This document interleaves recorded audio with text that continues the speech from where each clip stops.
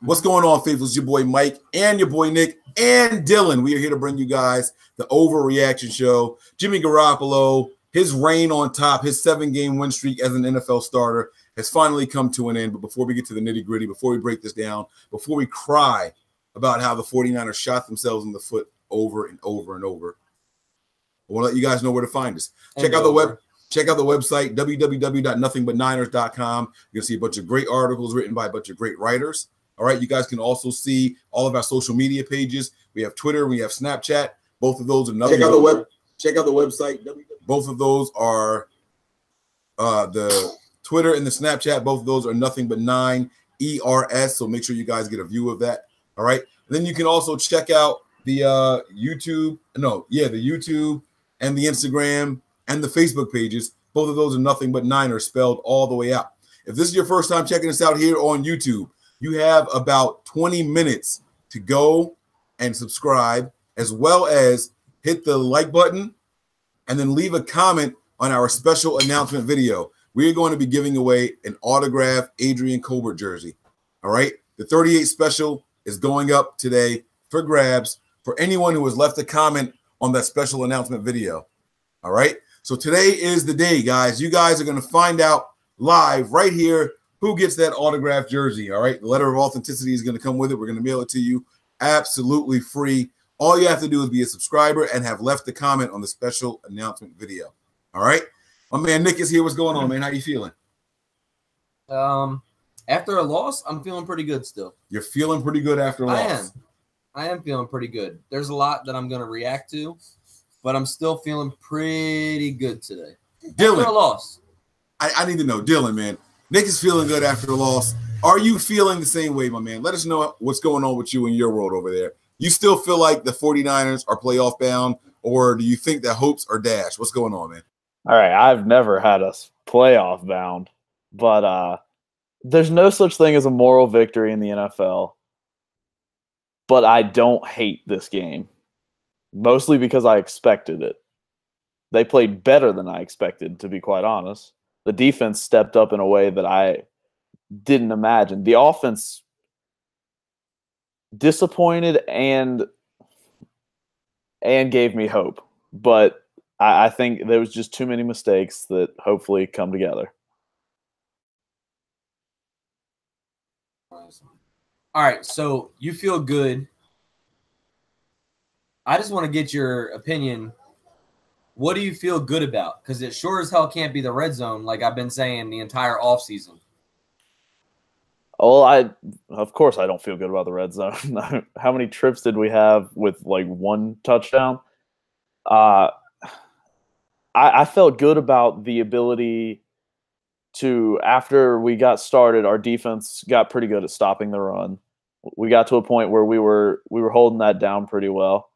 I felt good about the fact that Jimmy was still able, for the most part, to drive down the field.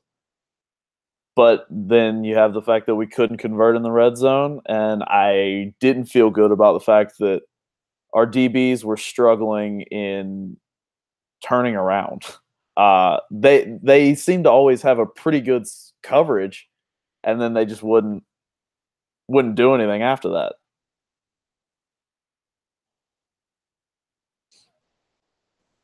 No, I mean the DBs definitely struggled today with turning around and looking for the ball. But not only them with their putting their hands up, I also saw a lot, which was aggravating me. We talked about this during the game, was the defensive linemen not getting their hands up. They're not putting their hands up as soon as they know they're going to get home. They weren't putting their hands up. So to me, that's big. I mean, but like I said, I'm going to stay positive today because I have positive things today other than the shitty-ass red zone. It's okay to be negative. We lost. We don't have to sit here and be positive. Well, there was positives. There were positives, but we need to talk about the negatives. Before we get to all the nitty-gritty about the details as far as what we're happy about, what we're upset about, this is a live overreaction show. So for everybody who is watching right now, the phone lines are open. Grab a pen, grab a piece of paper, get your cell phone out and text yourself. Whatever it is you need to do, I'm going to give you the phone number, okay? Put it in the description. Well, it's already in the description. If you guys scroll up to the top of the video, read the description, the phone number is in there. We are going to give you guys a full 190 seconds, not 120. No, 180 seconds. My bad. My math is fussed up. It's the non-seltzer water. I don't want to curse either. My bad. But we're going to give you guys 3 minutes to overreact. We're not going to say anything. You're going to answer the phone. We're going to say who you are, where you're from. You're going to get the whatever it is that's on your mind. You're going to get it off, and then we are going to respond after we disconnect the call. The phone number is area code 628-888-3443. All right. Again, I'm going to tell you this, guys, one more time. 628-888-3443. We're going to answer your calls live on the air. You have 3 minutes to overreact to the show. We're going to break things down after that, and we're going to keep this thing moving, all right? So, in the meantime, let's start with the negatives, okay? Obviously, we lost. Did the 49ers deserve this loss, though? I want to throw this to Dylan first. Do you think the 49ers actually deserved this loss? Now, you can answer that however you want. I'm not going to lead you with that question. Did we deserve to lose this game, man? Yes. We weren't clutch in the moments that we needed to be. We were playing a very good team. We were playing a team that played better than us. And yeah, we deserve to lose that game. I agree. I think we definitely deserve to lose that game. I mean, 4 drop touchdown passes, or what could have been 4. Who was the fourth one? We got Pettis, Kittle, and Garcon. Kittle. That's it. Drop touchdown passes. Oh, yeah, drop touchdown. And then we had the Alfred Morris run, which should have resulted in a touchdown. Right, so 4 plays. 4 touchdown opportunities that we just blew on. And when you're playing a team like Minnesota, who has a great defense like that, and you don't capitalize, you definitely deserve to lose the game. I mean, you have to. You have to capitalize. And see, this is where I disagree with you, too. I don't think we deserve to lose that game. We had the better game plan. We didn't have the better execution. We have one of the youngest teams in the NFL. So to say that we deserve to lose this game is completely wrong. The guys were in the right place at the right times. They just didn't make plays. There's going to be drops in the NFL. We just had drops at the worst possible times. We had no back is going to go through an entire season or two and not fumble the ball. Alfred Morris happened to fumble on 2 plays in a row, which was insane to me. But it's not going to happen often. Had he not fumbled that ball, we're looking at a different score.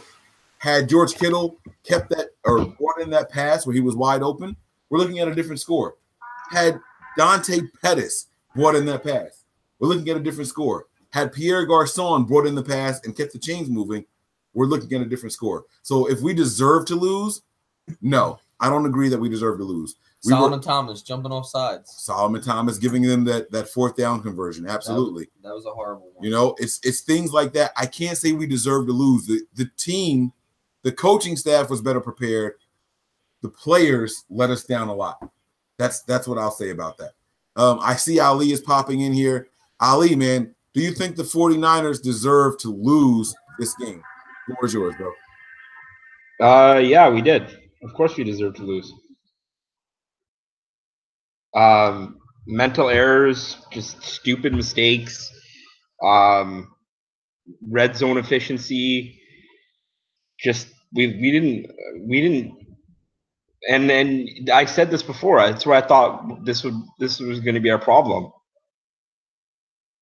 I was completely upset and disappointed with the way we came out, and that fourth down,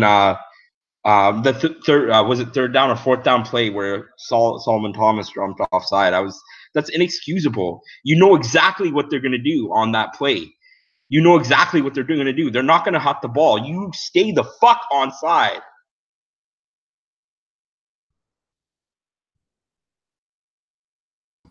Yeah, I absolutely agree with you, man. That jumping off sides was horrible, absolutely horrible. Everybody in the world knew that they weren't snapping the ball, and he did it with 2 seconds left on the play clock.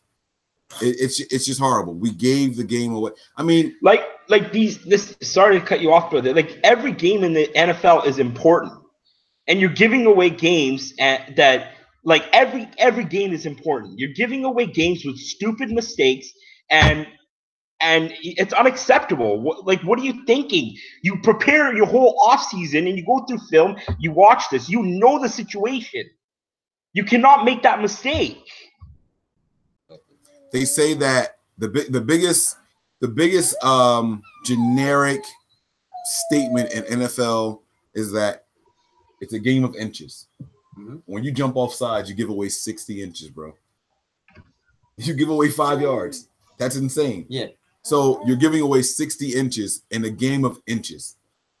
That's way too much. That game, but see, this is why I say we didn't deserve to lose that game. We shouldn't have been in that position in the first place. The 49ers were in position to make plays much earlier than that in the game. In the second quarter, in the third quarter, earlier in the fourth quarter, when we gave up 28 points, we calculated it. We were keeping a running tally during our live stream. We were keeping a running tally of how many points the team was giving up, where we settled for field goals instead of touchdowns, where we had a pick six, which is a 12-point swing. You know what I mean? Like, it was little things like that we were keeping a tally of, and we were up to over 28-point difference in the game. We didn't deserve to lose the game. The 49ers, we weren't the better team out there. We just didn't deserve to lose it. If we just caught 2 breaks out there, just 2, bring in those catches. We did catch the breaks. The receivers were open. The players were open, and they just didn't execute. This is what I don't understand where people are coming from. This is what I've been preaching all offseason. Execution, penalties, drop balls. We beat ourselves in every aspect of the game today to not allow us to win a football game. Except in the return game. You don't deserve to win. You don't deserve to win. The opportunity was there. The players were open. The players were more than open. We fumbled the football on a 1-yard line with a bruiser back. Yeah. With a bruising back. I'm not disagreeing with you, man. You know what was crazy to me that he fumbled the play. He fumbled the first time, and Bobby Turner left him in. That's not Bobby Turner's style. I don't think he saw him fumble. Oh, you don't think so? It was closing the pile. Remember, because you didn't see it. Yeah, I didn't. And I'm like, he fumbled. Away. You're like, no, he didn't. He didn't fumble. I'm like, yes, he did. They showed the replay. That ball was up in the air while he was coming down. Right. 2 things really quick before we continue, Ali. I know the heat, the passion. We're heated and everything like that. We're going to try to keep this PG. We're going to cut down on the swearing. It's going to be a new thing that we're doing this year. So try to keep it, pretend you're in church. All right. So we're gonna try to keep that under control. Dylan, man. There's a lot of swearing at my church too, though. I need to fellowship with you guys. Well, we've had some comments just so. Okay. No. I know. I'm passionate. I'm sorry, man.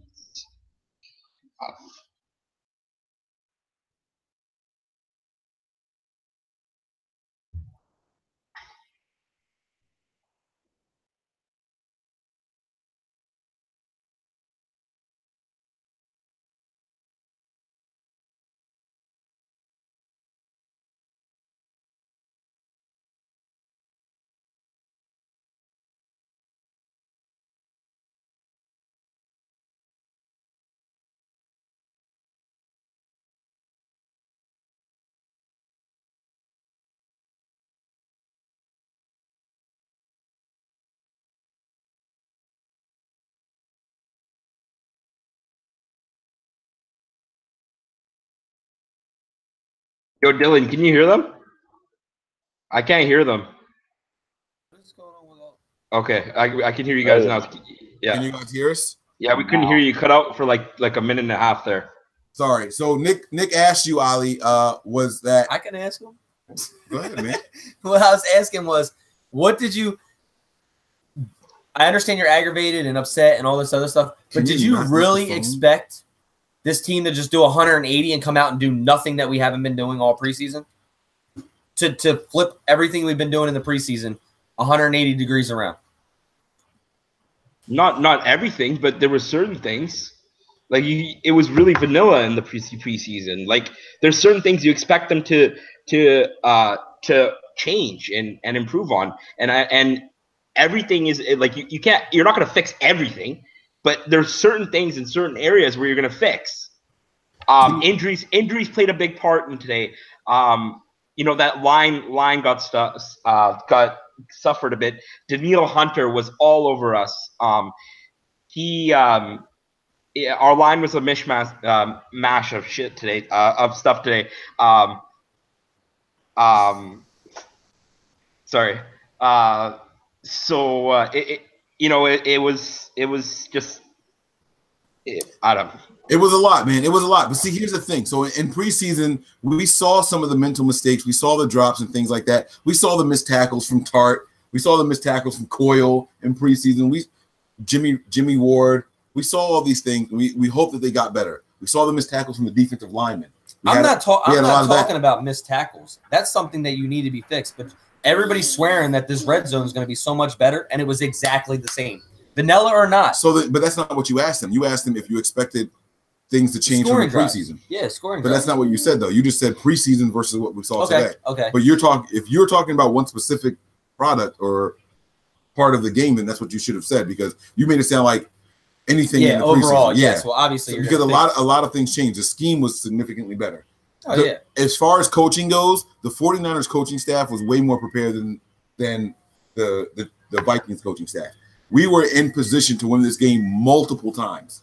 We gave up at least 4 touchdowns in this game.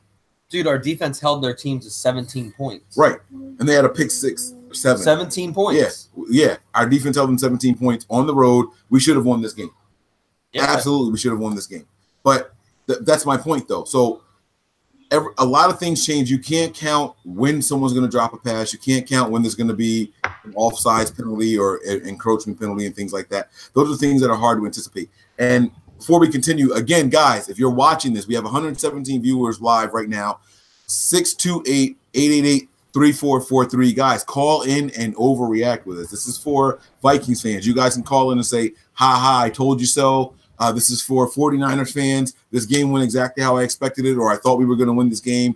Whatever it is that you have to say, guys, come and get your 2 to 3 minutes. I want to hear if there's a Vikings fan out there who was actually a little scared. I doubt it, because they had the lead from the first whistle to the last whistle. We never had a lead. We never tied the game up. No, but we were in position to still take over and could win the game. If you listen to the commentary on the national broadcast, they talked like we were the underdogs and we played like the underdogs. It wasn't until the very end of the game where they were like, well, the 49ers had a lot of self-inflicted wounds. We didn't hear that the entire game. And so if a Vikings fan is watching the game and that's what they're seeing, stop throwing the phone. They're going to say the same thing. Dylan, I want to get some of your thoughts, man, while we're jibber-jabbering over here, man. One thing that I did see that was an actual improvement from last year, we were actually getting pressure on Kirk Cousins in the game. And I can't believe, of all the things that have been fixed, it was the one thing that we didn't really address over the offseason. Magically that somehow started to work itself out. I'm really happy that we were starting to get pressure. I'm happy that we were starting to be able to get a hold on the run game.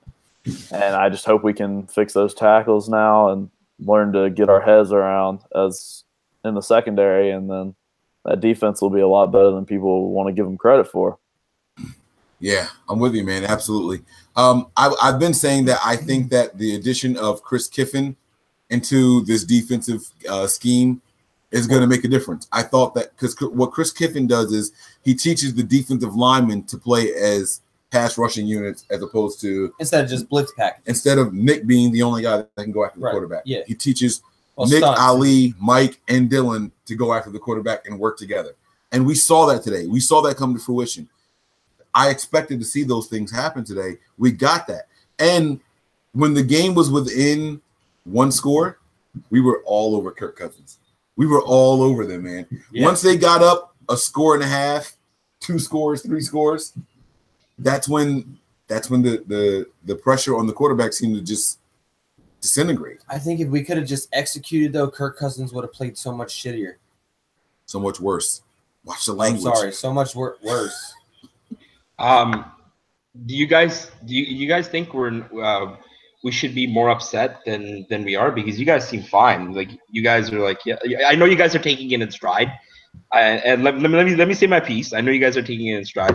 But and Dylan looks over there chilling with his haircut. He's not upset. I'm pretty frustrated, man. I cracked my phone. I was on that I have a screen protector, but I cracked my phone on that 4th down. I was pissed. I'm upset. You know, I realize it is week 1 and let's take things in stride, but are you guys not as upset as me or what? Dylan? I'm not really that upset after this game.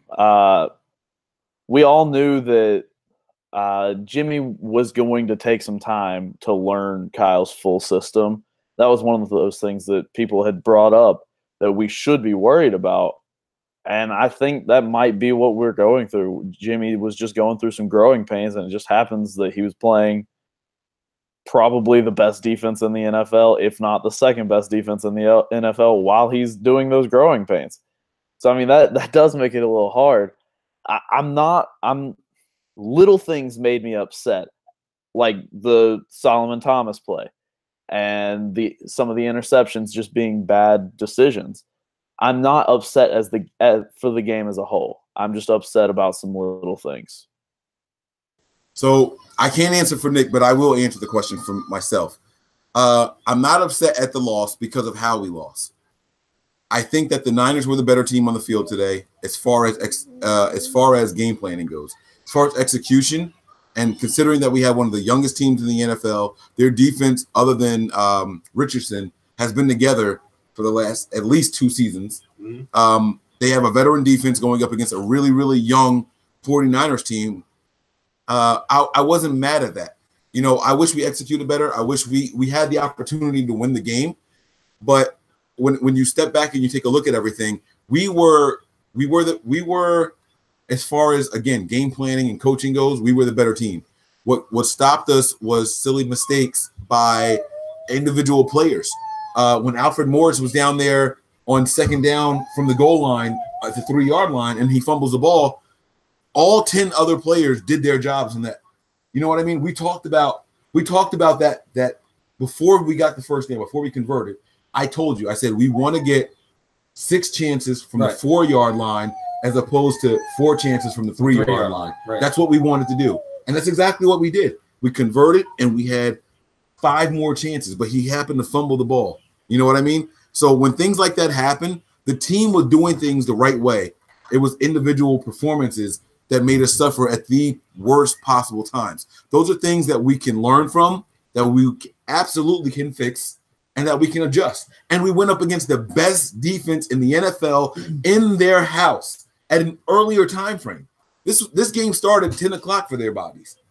You get what I'm saying? So there's a lot of positive things to take from this game, even though we lost. I'm never going to be happy about a loss, but that's why I'm not as mad about the loss, because there's plenty of positive things to take away from it and plenty of things that we can absolutely improve on, and not just improve on throughout the course of a season. I'm not talking 6-7 games later. I'm talking about next week we can make these improvements.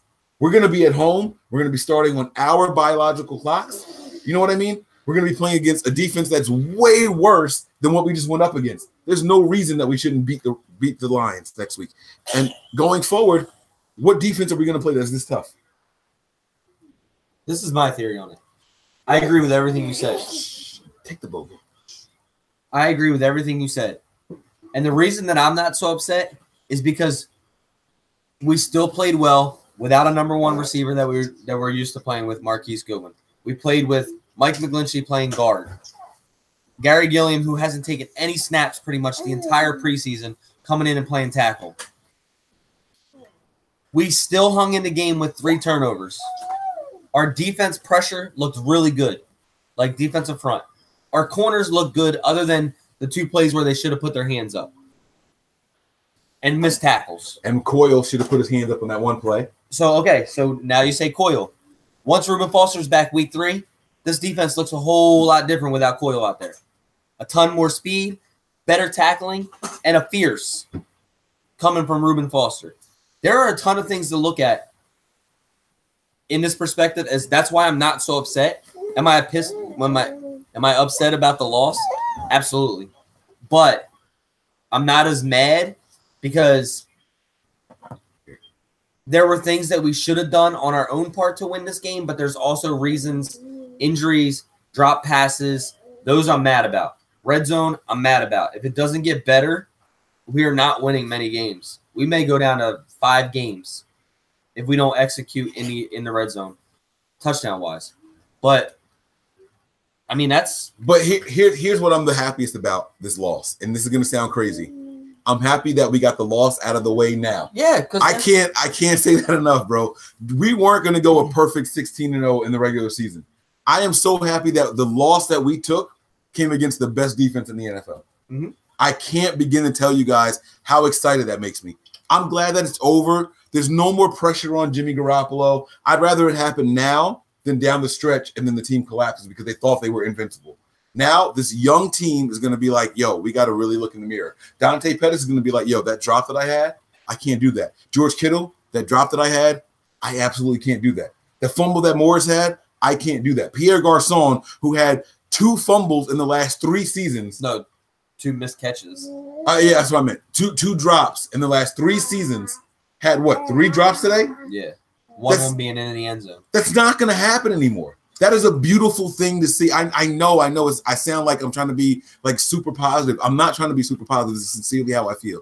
I think the team is going to turn things around and quickly. These are all things that are correctable by next week, not something that we have to correct down the road. So that's why I feel positive. I hope that answers your question, Ali. Yeah, it's good to get that kind of perspective. I see where you guys are coming from. You know, I do. Right now, it's kind of one guy I want to really talk about is Solomon Thomas. I don't know. I didn't really notice him too much.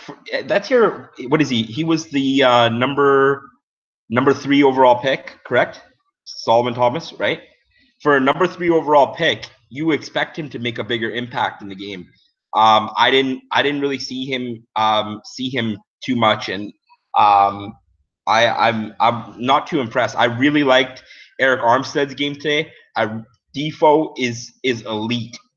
Defoe is elite.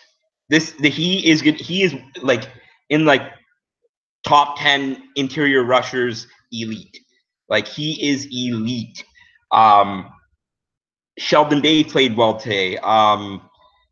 Cassius Marsh looked really good. I really like what I saw from Cassius Marsh. I didn't see a lot from your number 3 overall pick, Solomon Thomas. What did you guys think? Dylan, your thoughts on Solomon Thomas, man? I've been saying this since the second we drafted him, but we should have never drafted him. He's never done a single thing to sell me on why he deserves to be on the team. People kept telling me that it was his breakout season and that he was gonna do it this year, and then he didn't. So unless he changes things around, and like I said in the podcast we had just a couple nights ago, I love being proved wrong by players that I don't believe in. Matt Breida ran the ball well today. He put a little bit of faith in me. I like being proved wrong. Solomon Thomas hasn't done it. We should have never drafted him. I have been the biggest I don't like the Solomon Thomas pick guy that I know. But I can't agree with you guys today, man. I think Solomon Thomas had a decent game. Go ahead. I think he had a great game other than drop the one jumped off sides in the most crucial point of the game. Yeah. He was around every play. His pressure was really good. He showed good motor. Now there's certain things that Solomon Thomas are never going to do. He's never going to bring a guy down with his fingertips. He's got small hands and short arms. He's not that guy. He's not that guy. But Solomon Thomas was getting pressure today consistently. He was getting where he needed to be. If it weren't for that one play towards the end of the game, I don't think that you guys would feel that way about Solomon Thomas. I honestly felt like he had a very, very decent game. He was there, man. I guarantee you he finished the game with 1 accredited sack because I feel like he was there for 2 of the sacks. I feel like he got half sacks twice today. I don't know if that's the case. He should have finished the game with at least a half a sack though, because there was the one with him and Buckner where they finished off the sack. He was there, man. He was making plays today, and so but that was when they moved him inside. Solomon Thomas shouldn't be playing off the edge. Coming from the inside, he's a monster. I am not a fan of the Solomon Thomas pick at the 3rd position. That's my fault. But Thomas has been looking good. Someone call? Yeah, and I had the volume down. All right, so the chat. let's return the call. So let's get them on. But yeah, so I mean you can say your piece on Solomon Thomas while you're getting ready to do this. Are you gonna call him now? Just gonna call him now? Yeah, so I like the Solomon. I'm not saying I like the Solomon Thomas pick. I like Solomon Thomas today. I was very happy with what I saw from him. Players are gonna have bad plays. We have to learn to separate how many bad plays did a player have versus when they had those bad plays. You get what I'm saying? Pierre Garçon isn't going to always drop a touchdown pass. He's going to have a drop a time or two, but it's not always going to be a touchdown pass. Dante Pettis isn't always going to drop a guaranteed touchdown, but he's going to have some drops. Just like corners are going to get beat. Akella Witherspoon was right there for that touchdown pass. He even got his hand in there and he hit the ball with his left hand, but he got beat on that play, technically speaking. He gave up the touchdown, but he's not always going to get beat for a touchdown. He's going to give him some passing yards, but he's not always going to get beat for a touchdown. So I think that you have to separate what they gave up versus when they gave it up. And if we separate all that, Solomon Thomas had a solid game, man. I wouldn't be surprised if PFF gave him an 80+ rating for this week. I don't give a shit what PFF says anyway. You don't give a crap. Oh, yeah. I want to throw in my quick rebuttal while you guys are setting up that phone call. Solomon Thomas, I might need to go back and watch a little bit more because I didn't see as much of what you guys are talking about, and it probably was because I was not paying as much attention to him as I should have. But the fact of the matter is, he was number 3 overall. I don't want in there for every play. I want making a difference. I want somebody that's going to go in there and actually going to do something. Okay? I mean, he got drafted in the same 2 picks later from Myles Garrett. Myles Garrett's making a difference. All right. But that's what I'm trying to say. And again, I was not a fan of the pick. I don't want you to misconstrue anything that I'm saying. As far as everything that you're saying, I was with you up. I'm not even going to say up until today, but against this offensive line, he was making a difference. He was making sure that runners didn't get past him. If he couldn't make a tackle, he was getting an arm on someone and slowing them down for other people to make a tackle, and he was pressuring the quarterback. That's what I'm saying. I think people are just looking for sacks. Like, they're not watching all around, making a difference on the entire defensive line. You guys are just looking for sack after sack after sack after sack. He's never going to be that guy in the NFL. He's never going to be that guy, and he probably did get picked too high. I do agree with. Yeah, I agree. He didn't deserve to be the number 3 overall pick. I'll wrap it up with this: players taken after Solomon Thomas in this draft on defense: Jamal Adams, Marshawn Lattimore, Derek Barnett, Malik Hooker. You know, but none of them are perennial Pro Bowlers, bro. Not a single one. Derek Barnett's not even a starter. So you're not helping your argument with that. You're digging. You know that, man. People. Those the other players I mentioned are awesome players. I don't know what you're. Derek Barnett's a rotational player. The other players I mentioned. That's not either. Yeah, but I'm just saying there was better picks. Position at that time. It doesn't matter. You're not listening to what I'm saying. What I'm saying is the other players that were picked after are bigger difference makers and are better players than what Solomon Thomas is right now. I can't let that go because Solomon Thomas affects every play, whether it's a passing play or a running play. And that's what I'm trying to tell you. Like, we have to go back and look at it with a different set of eyes. We gotta take this call. All right, go ahead. Let's get the caller on. We'll circle back around to this. That's a good comment though, Ali. That's good. That's good fodder for this. What's going on, boss? Oh shit! Hold on. Wait. 1 second. I turned the speaker off. My bad. I did it to save the battery. You there? Yeah, I'm here. What's going on, buddy? Hey, so my name is LeVar, man. I'm a huge 49er fan. I stay in Orlando, Florida, but I'm here. All right, I just want to say about the whole Solomon Thomas thing. I feel like he was the right player for us. We drafted the right player, but at USC he played inside. He basically played inside 90% of the snaps, and we moved him outside. So he's not not playing in the right position. He's not an edge rusher. He's short arm. He's better suited inside. As far as the game went today, I saw a lot of positives. A lot of positives out of this game. A lot of the mistakes that we made were correctable. Yeah, definitely. Just give us one positive, one negative, and then we'll touch on that, and then we'll take the next caller, but we'll touch on that right after this. The positive was the defense actually played a lot better than I thought they would. They actually made a lot of plays. Foskey basically dropped like a pick six. Forgot about that. So and then as far as the negatives, I'm really concerned about the O-line. I got to give Zimmer credit. As soon as Garnett went down, he started sending heat on that right side, and I don't think Gilliam's the move at right tackle. I think we should take McGlinchey back out and move Gilliam inside. And then Daniel Hunter was eating today. So he's talking about McGlinchey and Gilliam.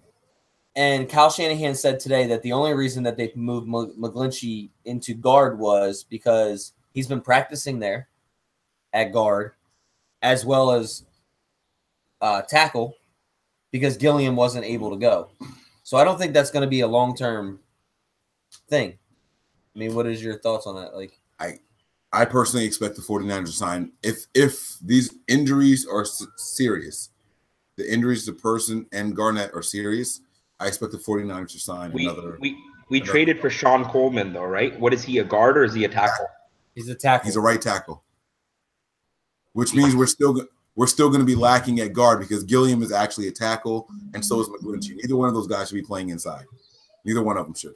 So I fully expect the Niners, if these injuries are serious, we're going to have to make a move for it. I got to bring something up. I was reading a little bit of the chat, the YouTube chat there, and there's a lot of people I've seen saying that we should sign Des Bryant. Can we touch on that real quick, Dylan? Go ahead. Let Dylan, because Dylan's been kind of quiet over there. Do you want Des Bryant? No, I don't even really need to go into that one. No, I don't want Des Bryant. Our receiving core is fine. We just made mistakes today, and our number one receiver was injured. We don't need Des Bryant. How much? I mean, I don't think we need Des Bryant, but how much of a game changer do you think Marquise Goodwin would have been today? Huge. I think it would have changed a lot. Yeah, I think so too, because then we had to have – Sorry, go ahead. No, you're good. I think that him being able to help with over the top, players could have moved in, but they did get beat once by Pettis deep, but what I wanted to throw out there real quick is what I found throughout that entire game, you saw constantly that whenever Kirk Cousins needed to go out there and make a pass, usually he had a receiver open. We struggled a lot with that. Like, we had the Pettis get open, we had Juice get open, we had Kittle get open, and Jimmy hit those passes. Well, if Kittle had caught it. But yeah. All I'm saying is Marquise Goodwin is that player that Kyle has planned to have open. You can't keep talking. He's talking, dude. Yeah. Marquise Goodwin was the person that's supposed to be open. And we just didn't have that guy that was supposed to be open. And like you said, he takes the top off the defense. It makes it easier everywhere else for people to get open. Once we lost Marquise Goodwin, it changed our whole ability to call plays, our ability to get people open. That it was a huge game changer.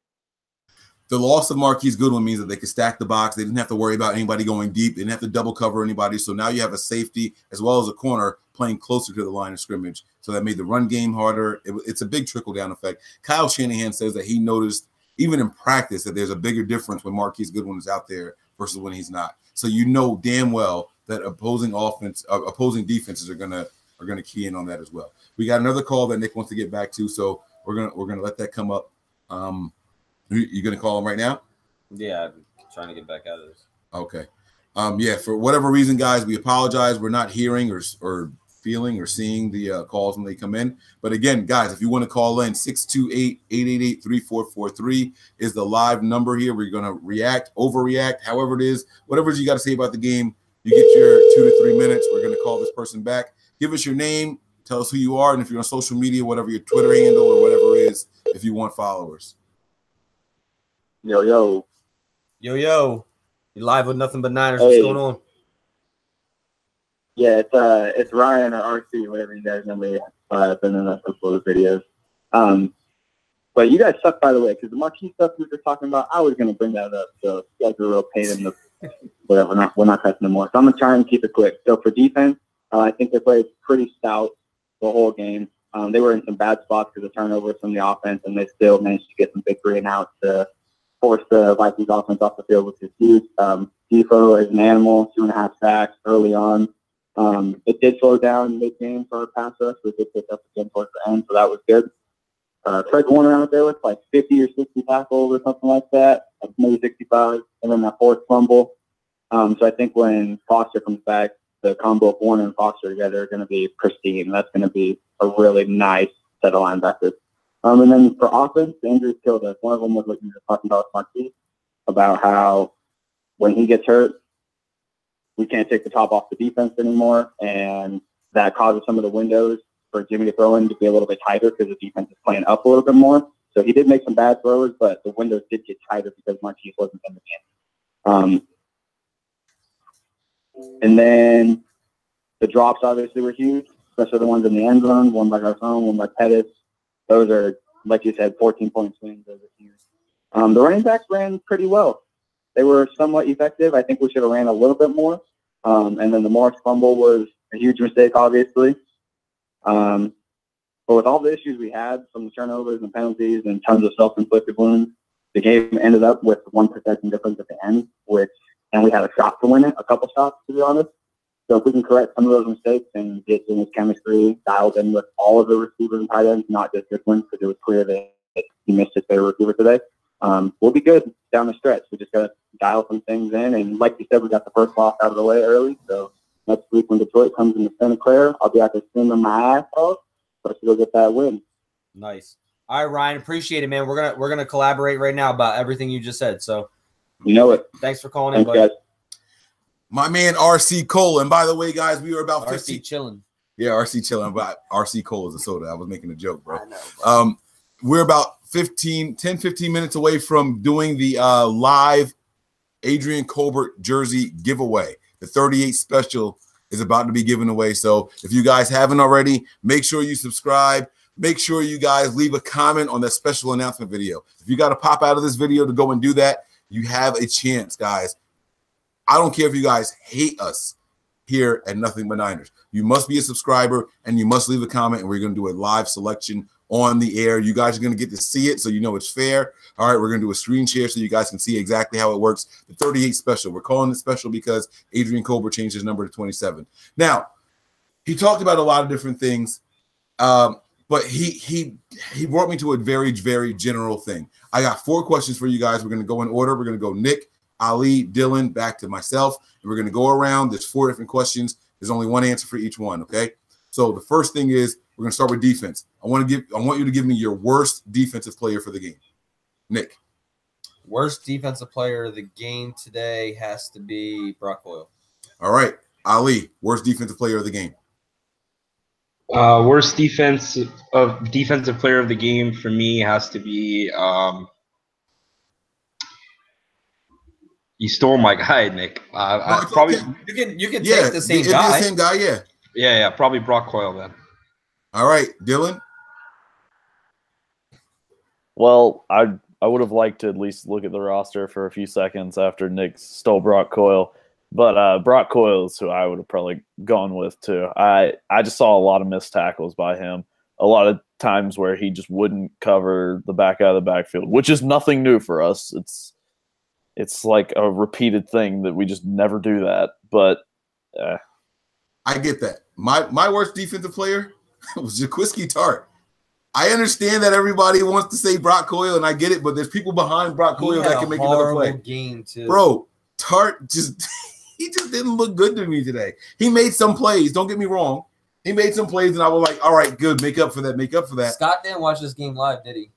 I have no idea. Because I think he's traveling right now. Oh, yeah. Oh, he's on his way over here. Yeah. So yeah, but bro, he's gonna be pissed. Tart did not look good to me at all. Tart gave up. Not only did he give up plays, he gave up big plays because he's the safety. So if he misses the tackle, it's gonna hurt, bro. It's gonna hurt, man. And so I just did not like what I saw from Tart at all, bro. At all. All right. Best defensive player of the game. I wouldn't be surprised if this is unanimous. Yeah. But you give me your answer. Go back. You know what? No. Save your answer. We're going to go back in reverse. We're going to go back to Dylan this time. So, Dylan, your best defensive player of the game. If we're going in reverse, you go first. Yeah, because you were last. Oh, well, shit. Fred Warner. There's no mistake about that at all. I know that there's going to be two different guys that we're going to go back and forth here, but Fred Warner was the man today, bro. And he started with his bumps. He had his rookie shakes in the first quarter. But he had 2 missed tackles. He shook him quick, and that man forced a fumble. He was all over the field making plays in coverage, getting tackles for loss. Fred Warner, easily my defensive player of the game. I hate when we all say the same name.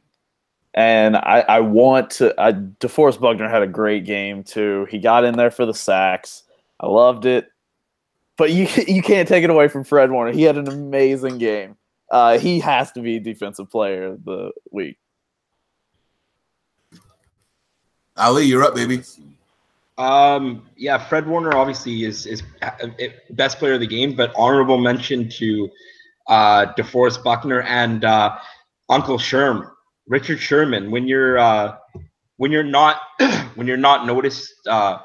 When your name's not called out and you're not like on as a corner, that's a good thing because that means you're doing your job.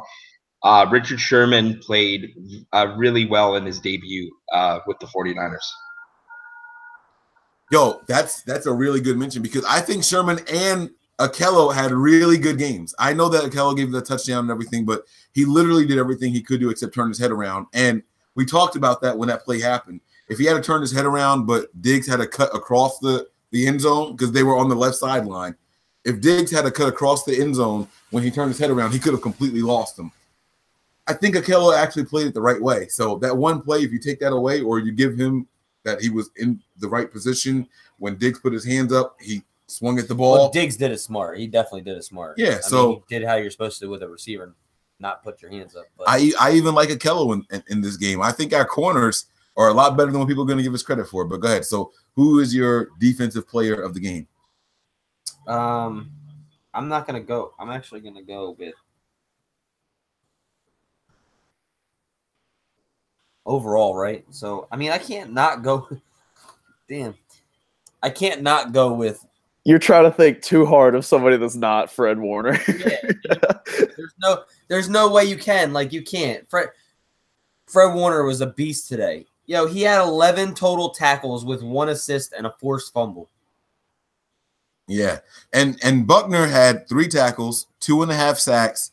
The other, I was wrong. They did not credit Solomon Thomas with a half a sack. They gave it to Ronald Blair. Yeah, because he was there. He was on that one. Yeah, but there was another one where Thomas was right there. I could have sworn they were going to give it to Thomas, but whatever. I don't keep the tally. So he didn't deserve it. Yeah. You gonna give it to Fred Warner? Yeah, got to. There's nobody else. There's nobody that was better than him today. Buckner was pretty disruptive today, man. Buckner was. Yeah, but I wouldn't have been throughout the whole game. Warner was just. Mike is literally playing devil's advocate with himself. Trying with himself. He said Fred Warner, and then he's like, "Oh, but you can't forget DeForest Buckner." He does this all the time. You are arguing so much. You're arguing with yourself. Yo, let me ask you a question. 11 attempts to 12 attempts. Rushing the ball today. That was so we ran the ball 23 times today. Rushing, running back wise. Who led the team in rushing today? Any idea? I wouldn't be surprised if it I wouldn't be surprised if it's Breida. I also wouldn't be surprised if it's Morris. They both had good runs. Ali, you want to take a guess? Led us in rushing is Breida. Did you already look it up? No, I didn't. All right, so Breida had 11 attempts for 46 yards with 4.2 average. Morris had 12 attempts for 38 yards and a 3.2 average. Good, right? No, I'm just saying for our rushing. That's good. But you're going somewhere with this. Because I mean, I'm still not sold on everybody not believing in Breida yet. Here's the difference in that. Here's the difference in your stats. When it was second You're talking about 3rd and 1s. I'm talking about, yes. You're talking about 3rd and 1s. So you can't expect Alfred Morris to bust off 4 or 5 yard carries when the plays are only designed to get him a half a yard or 1 yard. He was the guy down there at the goal line. Remember when we said go, you get 6 attempts to go for 4 yards? I know you pointed that. You're like, yeah, and it was him. It was him every single time. Not one time they put Breida in there. Maybe they should have, and we wouldn't have fumbled. Maybe they should have, and we wouldn't have fumbled. But there was a reason for that. So you can't look at averages and things like that, especially with. I'm just saying. I don't think enough people on this team or fan-wise. Who had the longest rush for the game? Who had the longest rush for the day? It was Alfred Morris with 14 with his 14-yard carry. Exactly. So, I guess we don't need Breida then. Huh? I'm not saying that. I'm just saying I think the fans should give Breida more credit running between tackles. No one's killing him though. Everyone said that he had a good game. No, here we are. I'm saying fans in general. Well, look at chats. People are saying fans are like, "Oh, Breida played horrible today. Breida this, Breida that, Breida this."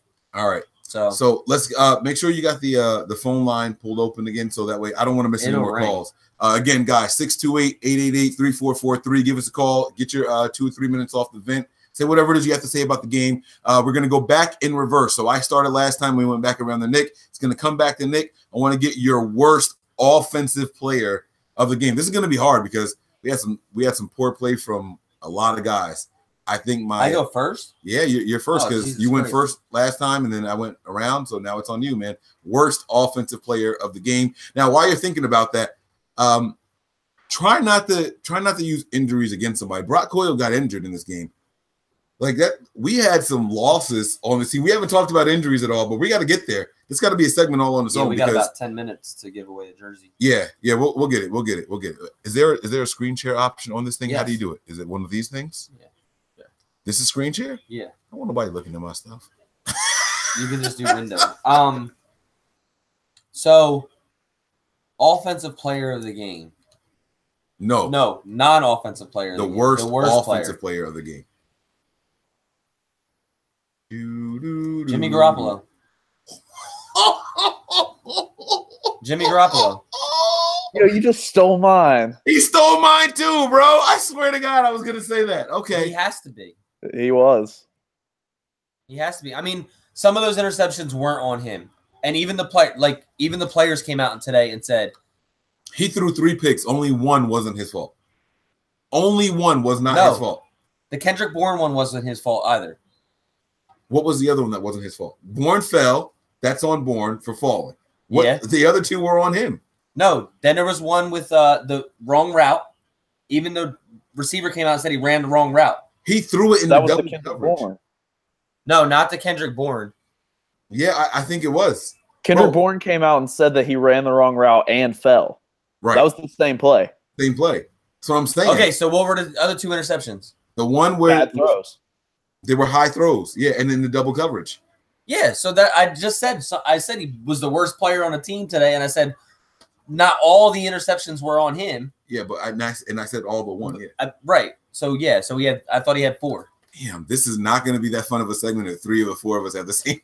Sorry, you call it like it's Ali's turn. Like, I got to figure out someone else now. I'm gonna try to be different because I just like to do it. But Ali's like Kyle Shanahan.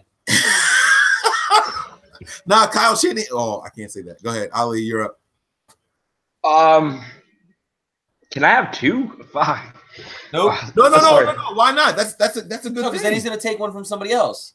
One person. Me and Dylan already have the same guy already, so he can't take anything from us that's not stolen already. All right, my first one is Pierre Garçon. You guys know in the group chat, I'm not a Pierre Garçon fan. I'm not a Pierre Garçon fan. I feel like Des Bryant, and sorry to bring him up again, would do more for this team than Pierre Garçon does for this team. I just don't see what Pierre is doing well or what he's doing. Like, you're supposed to be our number 1 receiver. I don't care that Marquise Goodwin outplays you, but realistically, we are paying you number 1 receiver money.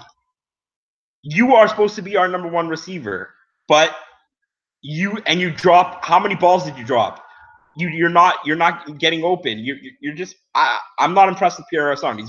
He's my worst offensive player of the game. My second one is Alfred Morris. You cannot fumble the ball there on the 1 yard line twice. He fumbled the ball twice. The first one he recovered. The second one he lost.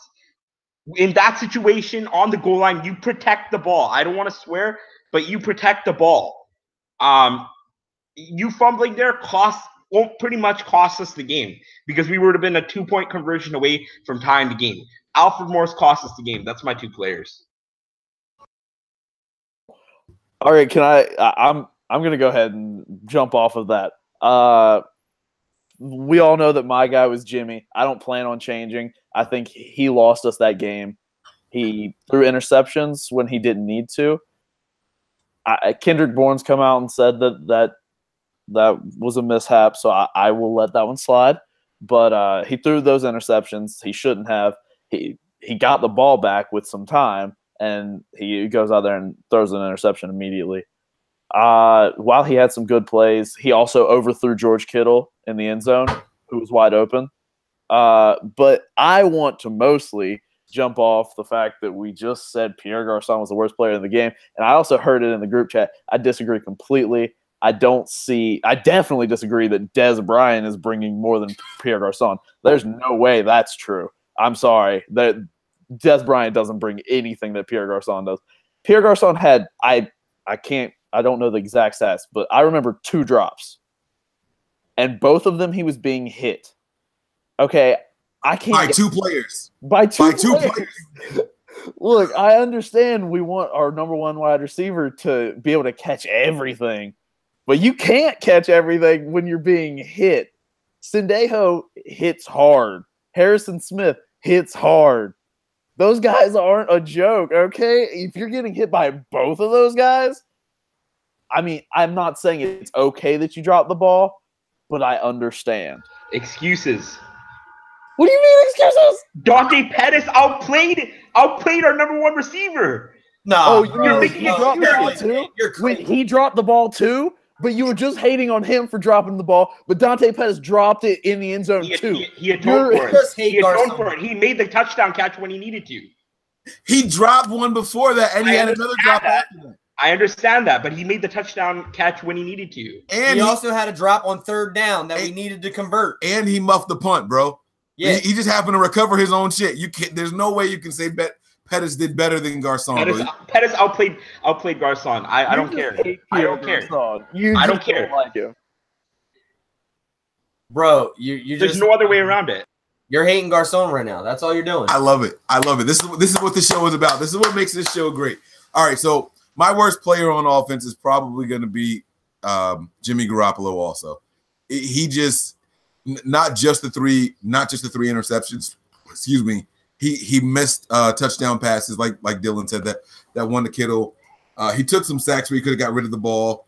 And there's times where you see why he's special also. When plays broke down, he scrambled around and found the touchdown pass to Pettis. So you see the pros and cons. You see the ebbs and flows of Jimmy Garoppolo's game, but there was more negative than there was positive this game. So Jimmy Garoppolo is also going to be. There was another thing that pissed me off about Jimmy. When he went and threw that ball out, and he out of bounds, and it was almost intercepted. Yes, that's another interception that was almost there. But if it hadn't been at the boundary so much.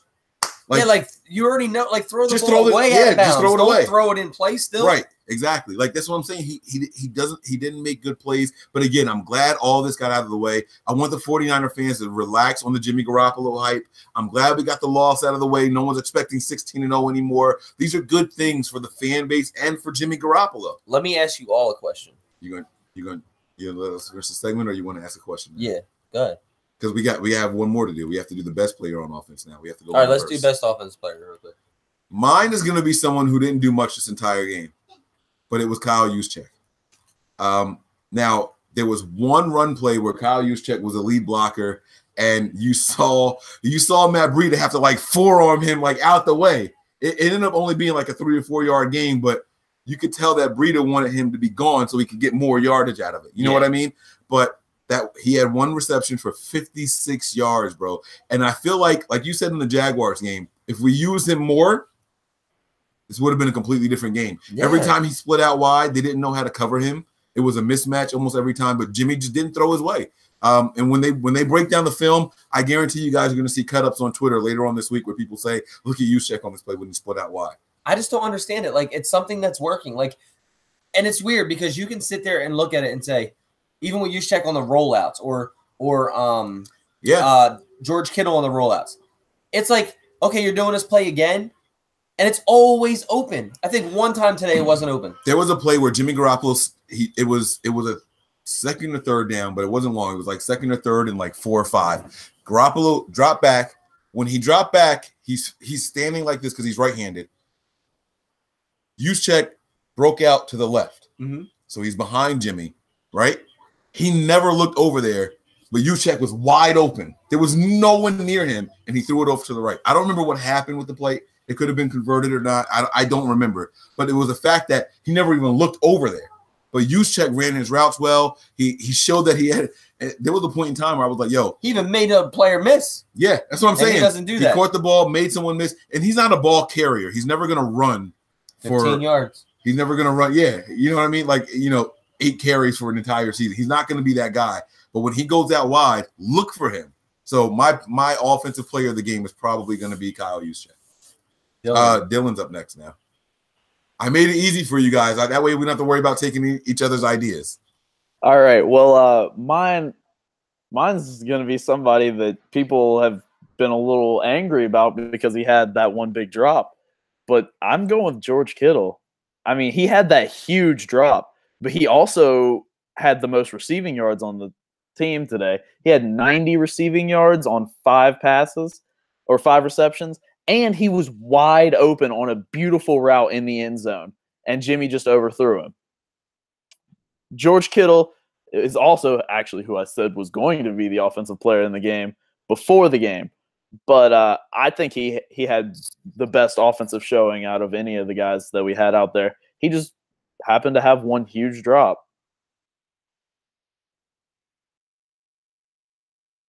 Ali, bro, you're up next, man.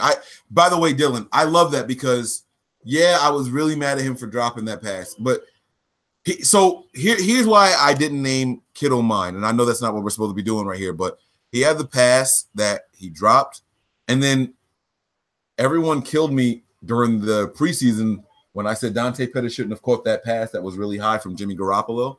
Well, George Kittle got his fingertips on that ball that Jimmy G overthrew in the end zone also. No one killed him for that. So that means that there was 2. He gave up another touchdown. He gave up 14 points. We didn't even count that in that tally. The one that Jimmy overthrew him in the back of the end zone. Oh, yeah. It barely – like when he was wide open? Yeah. I didn't even see his fingertips move. I'm just making that shit up. Catch all over Yeah, he might not have even touched it, but go ahead. All right, so Ali, man, you're your guy. It's the jersey you're wearing, Mike. The jersey, Joe Staley. Everson Griffin is one of the best players on that Vikings defense, and we didn't hear a lot from him. I really like what I saw from Joe. He protected that side very well. The offensive line was just a patchwork job all game, so it was tough to get some cohesion on that offensive line. So it was good to see Joe in his what is it, his 8th or 9th year, and it's great to see him still like playing at a very high level. It's something that and it looks like McGlinchey, honorable mention to McGlinchey, because McGlinchey sliding inside to play guard. That's huge, man. You've been practicing all off season playing left tackle. So him sliding inside to play guard there when Person and Garnett went down was really big. So definitely Staley is my player of the game.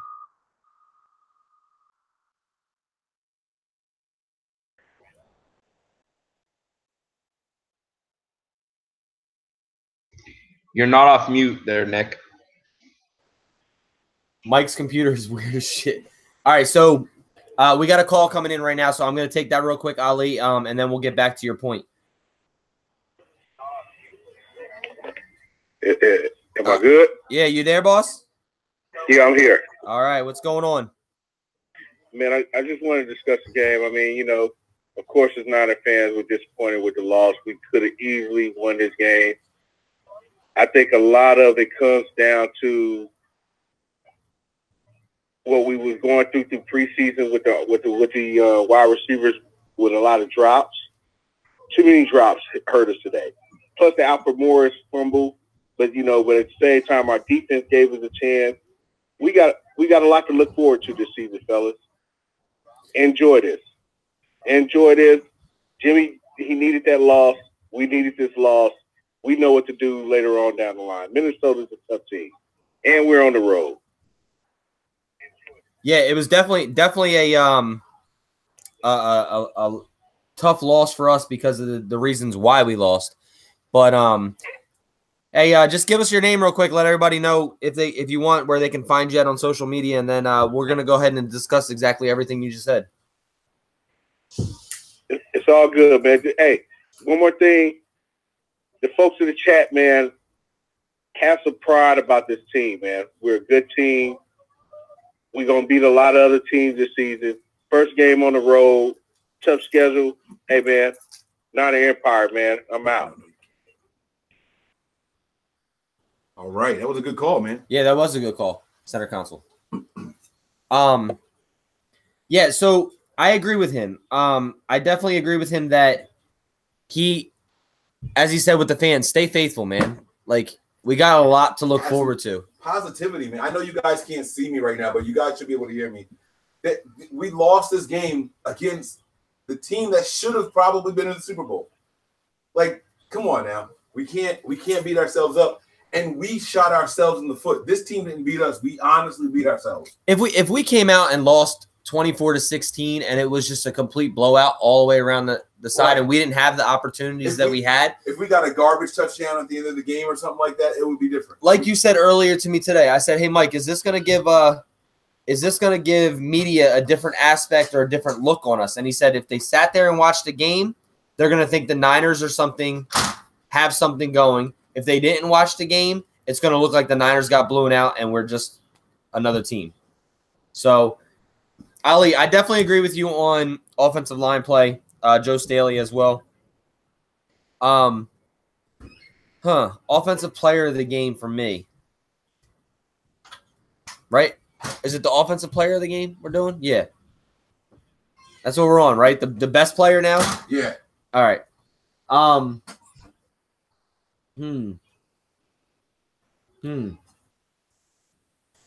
To me.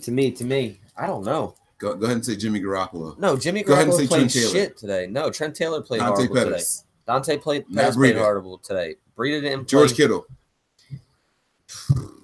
George Kittle's good too. What about Weston Richburg? I think he deserves some props, bro. He did. He definitely deserves some props. I thought about saying him as my guy. But Ali already said the line that side, so no, but he said the left tackle. Yeah, but then he said he played tackle and guard. Players though. So okay.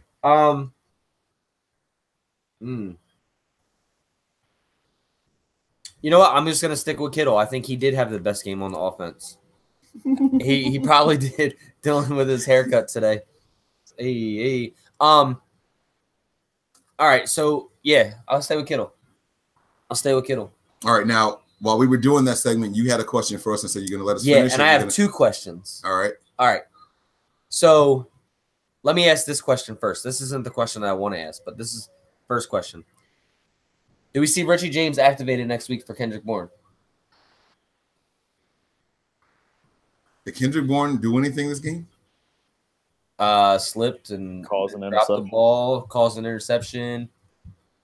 He didn't have any receptions though, did he? No. We might.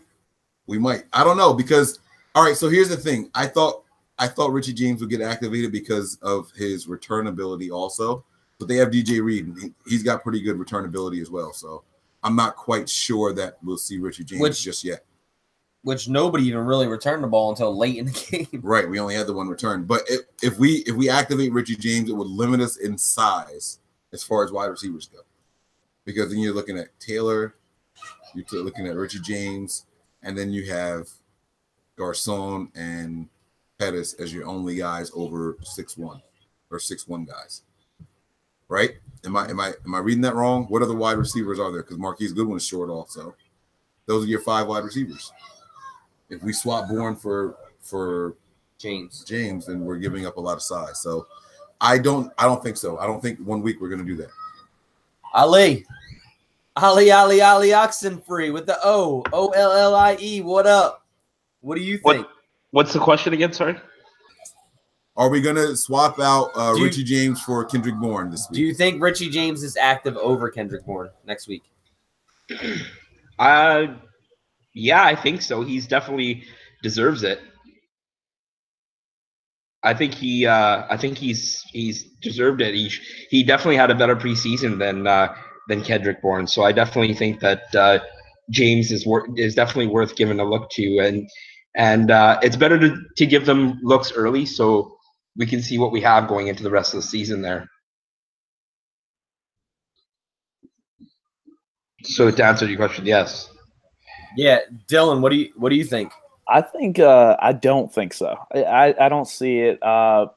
Like you said, we'd be giving up the size. I also have what I've learned from this team is they don't make the rash decisions. They don't change things just because it didn't work this time. They that's why we left CJ Beathard in so long. Also because Jimmy had to learn. I just don't see this team as one that's going to be like, all right, well, this didn't work in this game. Let's get somebody new. And also, I feel like the faithful are a lot more sold on Richie James than I am. I don't get me wrong. I love the kid. I really do. But people are acting like he's already the next Jerry Rice coming in. I mean, I remember in the pregame show, we were talking about it, and everybody was like, Richie James is going to have be the best player on the offense. And then he didn't even play. We're acting like Richie James has already proven that he should be the starting receiver, and he hasn't. He did some good stuff in garbage time of preseason games. He hasn't earned the right to be started over Kendrick Bourne yet. I'm sorry. Yeah, I definitely agree with you on where you're coming from. The crazy thing is this was the same hype with Dante Pettis too. This was the same hype that we talked about before where, oh, well, he has the opportunity of making this team or taking snaps away from people or doing this or doing that and haven't even played. And, I mean, I got on to Mike tonight, and I was like, look, and Mike's like, he's got jitters with Dante Pettis, which he did. He definitely did come back and prove himself with that touchdown, his ability to separate and stuff like that. But Kendrick Bourne, I mean, I just thought it'd be a good question to ask because I'm not sure who we'll see. I mean, obviously, body-wise, Kendrick Bourne is going to be a lot better. But separation and getting open-wise, depending if Marquise Goodwin is active. Zip code. 08060. 08060. Sorry. Oh. And so I don't think that. So, all right, so the second question I have, after watching today, does it change any of your predicaments or predictions for the season? Is this team better than you thought after today? Is there hope that this team is better than what you thought? Or do you think they're not going to be as good as you thought they were going to be? You want me to go? All right. Yeah, Dylan, go ahead. Well, actually, I feel like I was one of the only people that was still concerned about next week's game versus the Lions. I know a lot of people that were like, yeah, we'll beat the Lions. And I was a little concerned. The Lions have a better defense than people have ever given them credit for. Matthew Stafford's no joke. He'll make things happen. they've got some wide receivers to throw to. I was a little scared for the Lions game, and after this game, I'm not as scared for the Lions game. And it's weird because we lost today, but I'm not really as scared for the Lions game. I feel more comfortable going into the Lions game now than I did before this game. So I guess that's kind of what my question was based off of, is going up against a #1 defense, in which we did today, seeing what we could do and us not biting or killing ourselves in our own foot. Do you feel better about the season going up against other type of defenses? Yes. I feel better about our season. Yes. So would you give them an extra 1 or 2 wins of what you had predicted? I don't know about all that. Maybe. I think it's always just going to be one of those things that it comes down to just – I don't know. I'd have to sit down and look at it again, look at the whole – I just don't like throwing numbers off like, well, yeah, we played well, so I'd give us an extra win. I'd rather just look at the schedule a little bit and hash it out, right, and then maybe figure it out. And just like normally, you're going to win some that you're not supposed to win, and you're going to lose some that you're not supposed to. So I'm really interested in Ali's answer for this. Yeah, I am too. I can't wait to hear Ali's answer. I mean, I got mine, but I don't know who you want to go first. But Ali, let Ali go first. I can't wait for Ali's answer. So based off of today's results, how do you feel about the rest of the season? You feel better? You feel worse? Going against the defense we did, and with Kyle Shanahan scheming the way he did, and knowing that we had the opportunity to beat the #1 defense from last year, how do you feel, Ali? So I had us pre before the season started. I had us anywhere between 7-9 and 9-7. I'm thinking we're closer to the latter right now than 9-7. So I think we're about maybe a 7-9 team. If we don't win next week, and I agree with Dylan about the concerns about next week's games, the Lions are no pushover.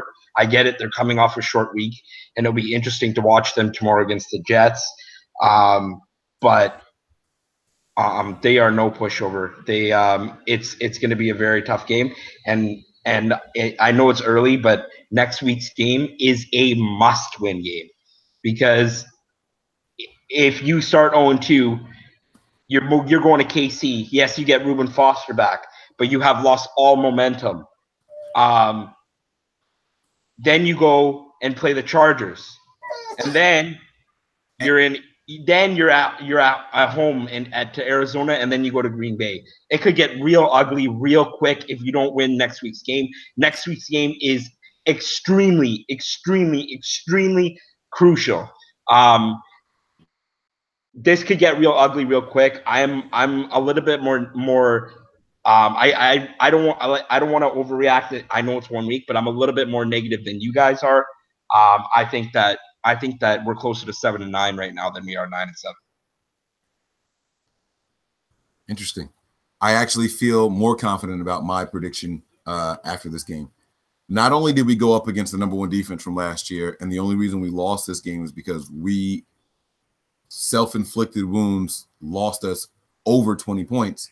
We also went up against the number 10 ranked offense in the NFL, and they only put up 17 points. You got to remember that pick 6 was on Jimmy Garoppolo. That offense didn't do sugar honey iced tea. You know what I mean? And one of their touchdowns that they got was on a short field due to a turnover. And you had us at 11-5? And I had us at 11-5. So you're talking maybe 12-4? No, I think we're still going to be 11-5 because part of my 11 was having us win this game. So I think we just pick up a different game that I didn't have before. You know what I'm saying? I got you. So with that being said, I think that this team is just as good, if not better than what I thought we were. For us to get out of the way, the first week jitters, all these young guys, rookies and second-year guys out here, we're going to get these guys back. They're going to be motivated. Jimmy Garoppolo doesn't have to worry about, I've never lost a game. I never lost a game. Damn, there's so much pressure. There's so much pressure. All that's gone, bro. Kyle Shanahan is going to get guys back healthy, whether it's Garnett or Person. One of those guys are going to be coming back. He's going to be getting Marquise Goodwin back. He's going to be getting Reuben Foster back later on this season. Bro, this team is going to be legit. They're going to be legit. We went up against the #1 defense and the number 10 ranked offense. Guess what? The Lions don't have either one of those. The Lions are second half of the NFL in both of those categories. I'm not worried about them. Lions, I'm not worried about them, man. I'm trying not to say anything wrong. I know we're trying to watch. Here's my biggest positive right now as we stand at 3:18 Pacific time. The Cardinals are down 21-0, and the Seahawks are losing. So it's all about the division, because the wild card is going to be very. I know the Rams are the heavy favorite, but it's all about the division. The Seahawks are losing, the Cardinals are losing. We could lose this week and still have not lost any ground. The way the NFC is, it's going to be very hard to make the playoffs if we to make that wild card. But it's all about staying in the hunt for the division. Right now, we are not losing any ground by losing this week. So I will say that. Absolutely. And not only that, check this out, right? So I had us beating Kansas City. Kansas City is up 30. They got 30 points already, right? But the Chargers defense looks pretty bad. So I had the Chargers as one of the teams that we lost to. Yeah, but they're playing against some speedy-ass receivers. I don't care. Which is fine because we have. But our guys just can't catch it. No, but Kyle Shanahan's going to watch this tape and see how they got exploited, and Kyle Shanahan's going to come out here and he's going to do his thing. Shanahan's going to put together an offensive game plan, just like he did today. Absolutely. He had the offensive game plan to beat the Vikings. He had the offensive game plan to beat the #1 defense when we played against them last year in Week 16 in the Jaguars. He had the offensive game plan to beat the #1 ranked offense this week based off of last year when we played them here. So I'm not worried about it, bro. I'm not worried about it. Overthrown or dropped the football when they were wide open. And the team will get better at that as the season goes on, bro. Yeah. I am not worried about this team, guys. We are making the playoffs. Book it. Let's give this jersey away, bro. Let's give this jersey away. Yeah, let's do that. All right. So how do I do this? Do I need to click the screen share thing right now? Yep. All right, guys. So if you haven't done it already, your opportunity is passed. If you're not a subscriber and you haven't written a comment in there, sorry, too bad for you. But we might have another jersey giveaway coming up very soon. Not going to give any teasers, but it's Jimmy Garoppolo. All right, so you guys got to get ready for this, okay? We're going to be giving away a Jimmy Garoppolo jersey. It's a black one. It's a black Jimmy Garoppolo jersey, not the Color Rush all-white jersey with the red letters, okay? So let's do this. Let me click the screen share button. I hope none of my passwords are up there. I swear I better not have any, like, YouPorn bookmarks saved at the top of my screen or anything like that. All right, just press share. Hit share. All right. And then click over here, right? Yep, click over there. All right, this is it. Here we go. That's the video right there. We're going to filter out duplicate users. That's already checked. Yep. And the winner is 192 total comments. No, you got to go up. Just go up and then. Right. Oh, click it again? Yeah. No, it did that already. Oh, okay. 192. And where'd it go? These are all original comments. Oh, I clicked the wrong thing. Hold on. Where'd it go? Pick another winner. Start the raffle and pick a random winner. Oh, it's just scroll down. Oh, right here. Here it is, right here. Yeah, right there. Duh. My bad. Here we go. The winner's coming up. It is Marquise Fields. He was in our Facebook Live group chat today. I'm going to click his page here. I got to make sure he's a subscriber to us. He is subscribed to 0 pages. Oh, so he is not. You're not eligible. Oh, wait. No. Wait. He's got 0 subscribers. My bad. Subscriptions are over here. Let's make sure. Right there. That's Rombo. Oh, boo. No, I'm just kidding. Shouldn't have said that. Is he subscribed to us? I don't see. I don't see it. I don't see us on here anywhere. The subscriptions are lower in that on the left. You see I'm right here, right? Lower. Oh, subscriptions. Here we go. Nothing but not. Oh, 14 more. Good job over there, buddy. C. McCarver. Nothing but Niners is not here. So we have to do it again. Marquise. We have to do it again. No, it's okay. Marquise. Here we go. We're going to pick another winner. Here we go. This is what we said. Not only do you have to comment, you have to subscribe as well. All right, Sergio Robles. Next man up. Let's see. Let me click off of Marquise's page. Subscriptions, he said, is down here on the left. Hold on a second. I don't see us again. What is happening here?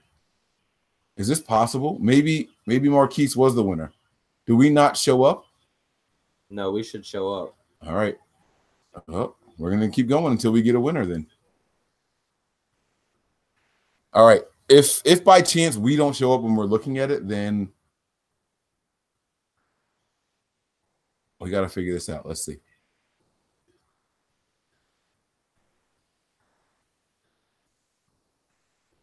There's no way we would pop up because he's live. It would show up right there. Yep. There's no way. I think that Marquise was the first one. Guys, I think that might be our subscriptions. No, that's not ours. Oh no, he might be right. It's been the same. Yeah, it's the same every exact time. All right, so I think that Marquise was the Click on right his one. name right there just to check. Yeah, the live chat's agreeing with me. That's our subscription. All right, so it was Marquise. So it was Marquise then. I mean, I don't know. No, it was absolutely Marquise. Yeah, Marquise was the first one. Hold on, let me go to my history and pull it back up then. All right, history. Guys, don't look at my history. Mike's bringing out his history. Run for the hills! Let me go to recently closed, YouTube, subscriptions, 2 tabs. Hold on. He said Mike's bringing up his history. Wait, what is happening right now? That's not what Somebody said you guys booed the man for having Rondo when it was you. I know that. I like Rombo. I love Rombo. That's why I don't mind doing it, because I'm a joker. I don't mind it. I don't mind it, guys. All right. Where's Marquise? Here he is. Marquise Fields. Here he is. Open a new tab. Let's close out our history. Let's close out the SoundCloud page. Pull back up his YouTube. There has to be a way to verify that he is a subscriber of ours. Go into our. You want to search through all of our subscribers You to see can if he's in search. there? You are nuts, dude. Not creator. Yes, you got to go to creator. Marquise Fields. Relax. Let me handle this. We're at 3168. Good job on getting the follow. This is great. I just want to see Longest jersey giveaway. Yeah. All right, here we go. What was that? Let's say Oh, I see. most recent. You're not looking through every single one of these on here, bro. Yo, you're gonna creep up on someone's subscriptions, thinking that's a weird ass subscription. Subscribe on us. That's all. Yo, bro, Yo, you're never gonna find it on here. Oh wow! Yo, breaking news! Joshua Garnett says he thinks everything will be all right. It's nothing too crazy. I'll be fine. I'm a warrior. I'll be back. That's my boy. That's my boy. Get Mike Persons the F out of here, man. I'm talking I'll be about back out Josh. there. Yeah. I'm not looking through 3,000. Scott Allen said, just bring everyone in the chat to San Francisco with you next week, Nick, in the season. No, we're gonna give it to Marquise Fields. Said it's the most popular. That's what he said. Said it's the most popular, which I was going to do. And you. What does most popular have to do with Marquise, though? How is that going to help with Marquise Fields? How is he popular? This is crazy. Right. Well, all right. So, Well, guys, this is an I wasn't imperfect going to system. do all Okay, this. this is an imperfect system. Hold on. Let me pull This is shit the back first up. time using this giveaway. Yeah. So It's all right. We're gonna work the kinks out, but listen, at least you guys know we're real. Okay. Oh wait, here we go. Oh, we can search comments. No, wait, that doesn't help us. They don't help us. Hold on. Let me get back. I want to go back to his page. There's got to be a way to see. All right, here he is. This is Marquise Fields right here. Let me go to his page. There's got to be something I can click. I'm going to subscribe to him. All right, and then I can click his page. Right, this will take us to his actual page. mm-hmm. Is this his page? This is it. That's it. This is whack. This is not working out the way I wanted to. This is, by the way, Dylan. This is definitely our subscribers right here, bro. This is all us. Marquise, if you're there, Marquise Fields is the winner, guys. So Marquise, man, is there a way to send him a message? we can do that later. You I don't want to do that record on him. screen share. All right, yeah, I'm not gonna do all that here. All right, so Marquise, man, if you are watching right now, I'm gonna say the camera. Kick said there's a website where you can check if someone's subscribed to you. Well, then give us that info, bro. Kicks, Google it. Why don't we just assume that he subscribed to this? Yeah, we will. I'm gonna assume that he's DeAndrea said subscribed. you guys remind me of the Niners in the red zone. That's fucking perfect. Just stop sharing. Go there. Okay, stop. right here. Stop sharing. There you go. All right, turn the camera back on. We are back. You should have seen our faces. Congratulations to Marquise Fields. You are the random subscriber. Sorry for the other two guys that we made it seem like you guys had a chance at winning. That's on me. My bad. Oh, my bad. Somebody said MZ just checked. He's not a subscriber. I can't believe them. They might just want the jersey, bro. I gotta find out. I gotta see if there's a way to prove that he is or isn't. MZ. All right, so let's keep the show going, guys. Give us a phone call here, 628-888-3443. I got somebody that wants to call in. All right, well then tell them to call in. Shit, damn it, you got me cursing, Nick.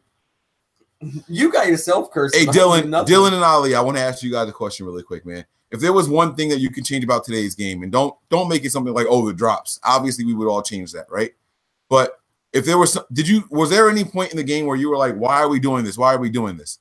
Like, tell me something that you guys saw that you thought the Niners shouldn't be doing. You know what I mean? Like something like I'll give you an example, right? After we converted the first down, I know that I was on the live Facebook thing saying we can keep running it, keep running it, keep running it. I would have loved to see us fake the handoff and then make a pass. Or substitute Morris with Breida just to throw them off a little bit and try to pass when we were down there at the 3-yard line for the touchdown. So was there anything that you guys saw today that you thought maybe the Niners shouldn't have done or you would have liked to see us do differently? So I'm going to go to Dylan first. You let us know your answer, and then after that, Ali, you just pick right up and go from there. Go to Ali first. All right, Ali, man, bring the heat, baby. So anything we could have done differently? I would have liked to see us spread the field more. A lot more. We didn't see a reverse or a jet sweep today. I don't believe so. On offense. Yeah, that's what I would have liked to see more. Just a little bit more creativity, especially in the red zone. I know the field is more condensed there, and it's harder to scheme things up. But that's what I would have liked to see more. And obviously, just mistakes. Like I knew that this would be a problem for us. Just stupid mistakes that we were making, and to clean those up would have been definitely something that I would have loved to see different.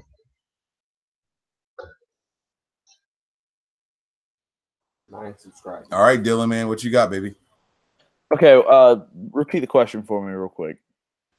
It's basically just, one aspect of the game that you wish we did different. It can be a specific play. It can be a time, down and distance, something that you wish we had done different. But I don't want you to give me anything cheap like, oh, I wish we had caught this pass to Dante Pettis because it would have been a touchdown.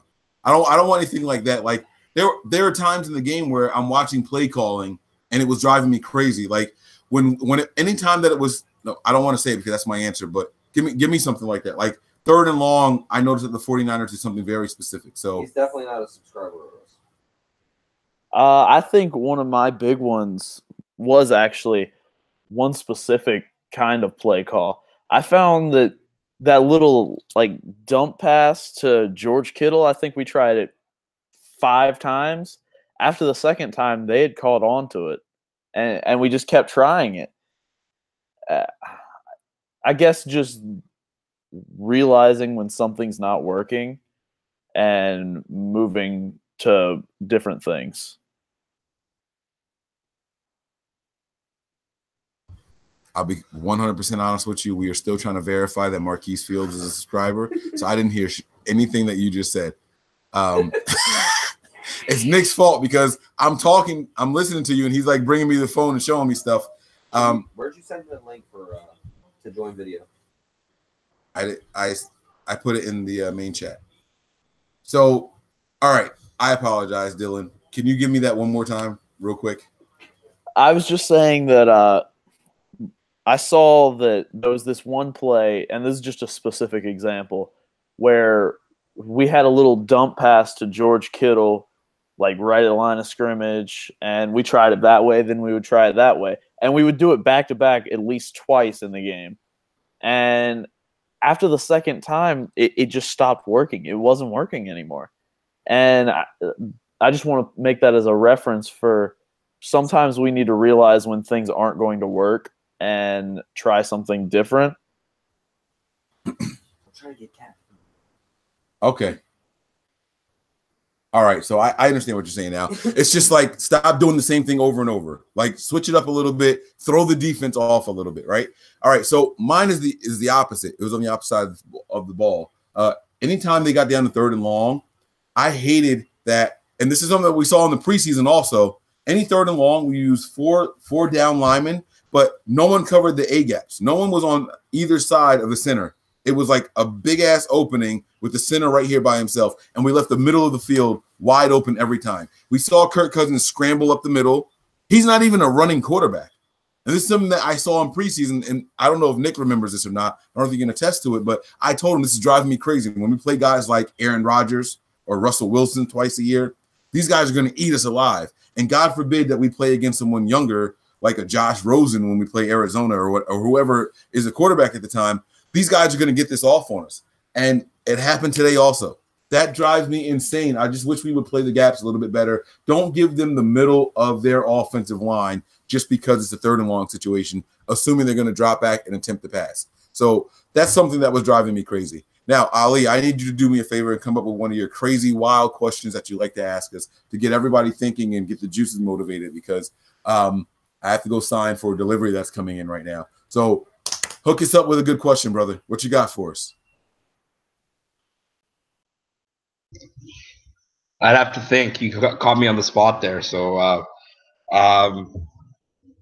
what are the big changes that you want to see next week from this team going into the Lions game? Like, what's the one change you want to see out of this team next week going into the Lions game? My answer is a bit broad, but that's just because it's a quick answer. Execution. We just didn't pull together on most of the things that we were trying to do. Like just execution when it comes to catching the ball, execution when it comes to throwing it to the receiver and not over his head, execution when it comes to when it's 4th and 1 and everyone in the world knows they're not snapping the ball to not jump offside. That still blows my mind. There was no chance they were snapping that ball. And you still jumped offsides. That's a big execution.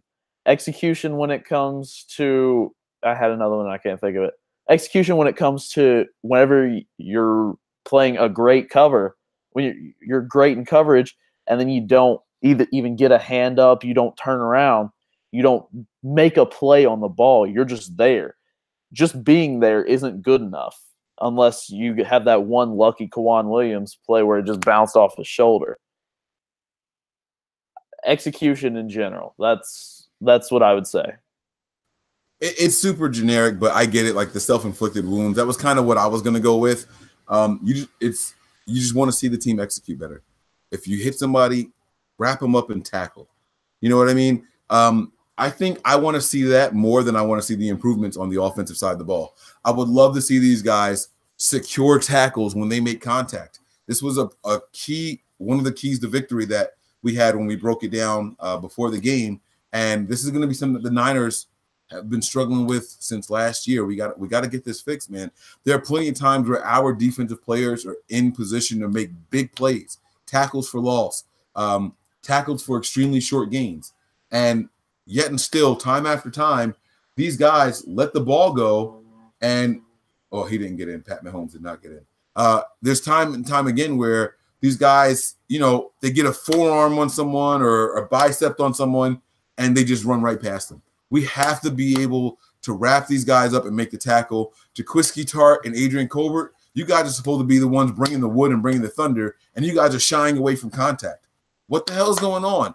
Like, you don't have to make a big, impactful hit. Just secure the tackle, man. Bring them down when you're the first guy there for contact. That's something I want to see. Teach the tackling fundamentals. This was supposed to be something that was big with Seattle. This is something that Seattle was supposedly doing very well. And here's Richard Sherman, who's supposed to be teaching the young guys on this team, and it just doesn't look as good. Nowhere near as good, actually. All right, so are you still trying to verify over there, bro? Are you? Yep. Where's the callers at? What's up? There's no callers yet. I thought you had someone lined up to call in. No? Trying, yeah. I'm trying to do both things at once. All right. So then we're going to go with final thoughts. We're not going to drag this show out. One thing I don't like is when a show is going on and there's nothing else to discuss. I have not seen the chat the entire time. So if you guys are giving us good information in there, I 100% apologize. I do not have the chat pulled up on my side over here. All right. So bring him down. Yo, he didn't even care that guy was on his leg. Did you see that? Pat Mahomes was like super like, oh, well, I don't care. All right. So we're going to go to, yeah, we're going to go to Dylan. Let me just give my thoughts on my question that I asked quickly. I think the one thing I want to clean up is the turnovers. Like elite QBs, if Jimmy is supposed to be an elite QB, don't make that pick six mistake that he did. I realized Bourne fell. I realized that, but there were other turnovers there.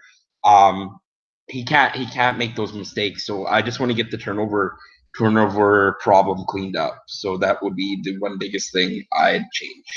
Because when you lose the turnover battle, you are most likely going to lose the game. And that's what happened. Yeah, YouTube's backflip by Tyreek Hill in the end zone. Wow. Okay. Bro, that's his third touchdown today, or fourth touchdown. Yeah, I hope you're not playing against him in fantasy because he is killing it, bro. This dude is a monster. We got to play against these guys too. This is nuts. It's 37-21 or 20 in this game. That is nuts. Wow. All right, so that's a good question. Damn it, I had something after that, and I don't remember what it was. Adrian Peterson does not look bad at all. Holy smokes. Adrian Peterson doesn't look bad at all. I remember some crazy lunatic that's a 49ers fan saying that we could have used a running back like Adrian Peterson. I don't know who that guy was. I'm sure he was some jerk, but I said it too, and I got yelled at. I'm with you, bro. Some guy named Mr. Mike O on Twitter. Oh, there you go. Mr. Mike O.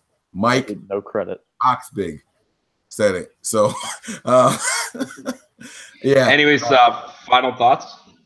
Yeah, final thoughts for everybody. I want to get you guys a synopsis of everything. Honestly, decompress, take a step back, give me an overall feel for the team. I'm going to give you guys an option to give me a record prediction again after seeing this game. Because that's what overreactions are all about. Oh my God, the sky is falling. We lost our first game. We're going 0-16. Here's what I don't want though.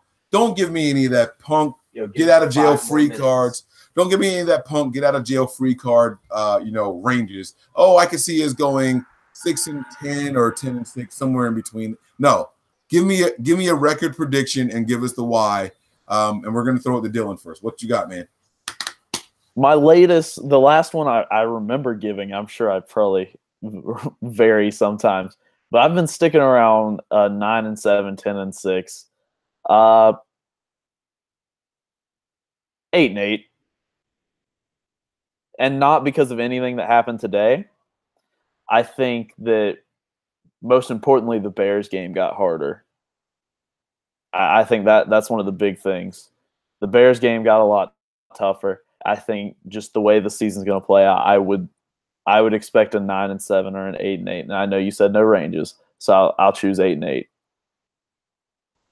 This game didn't sway your decision, but the Bears' acquisition of Khalil Mack is what did it for you. That was just kind of an example. This game didn't sway my opinion on how we would play. That's just what I think our record would be at this point.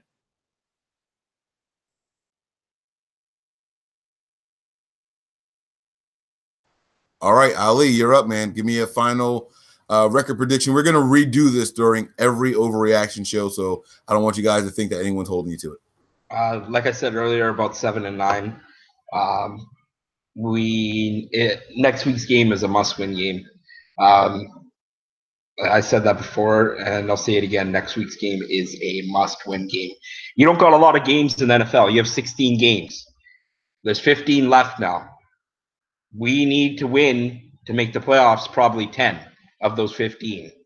So we're already behind the 8 ball. I'm pissed about it. I hope you all are pissed about it.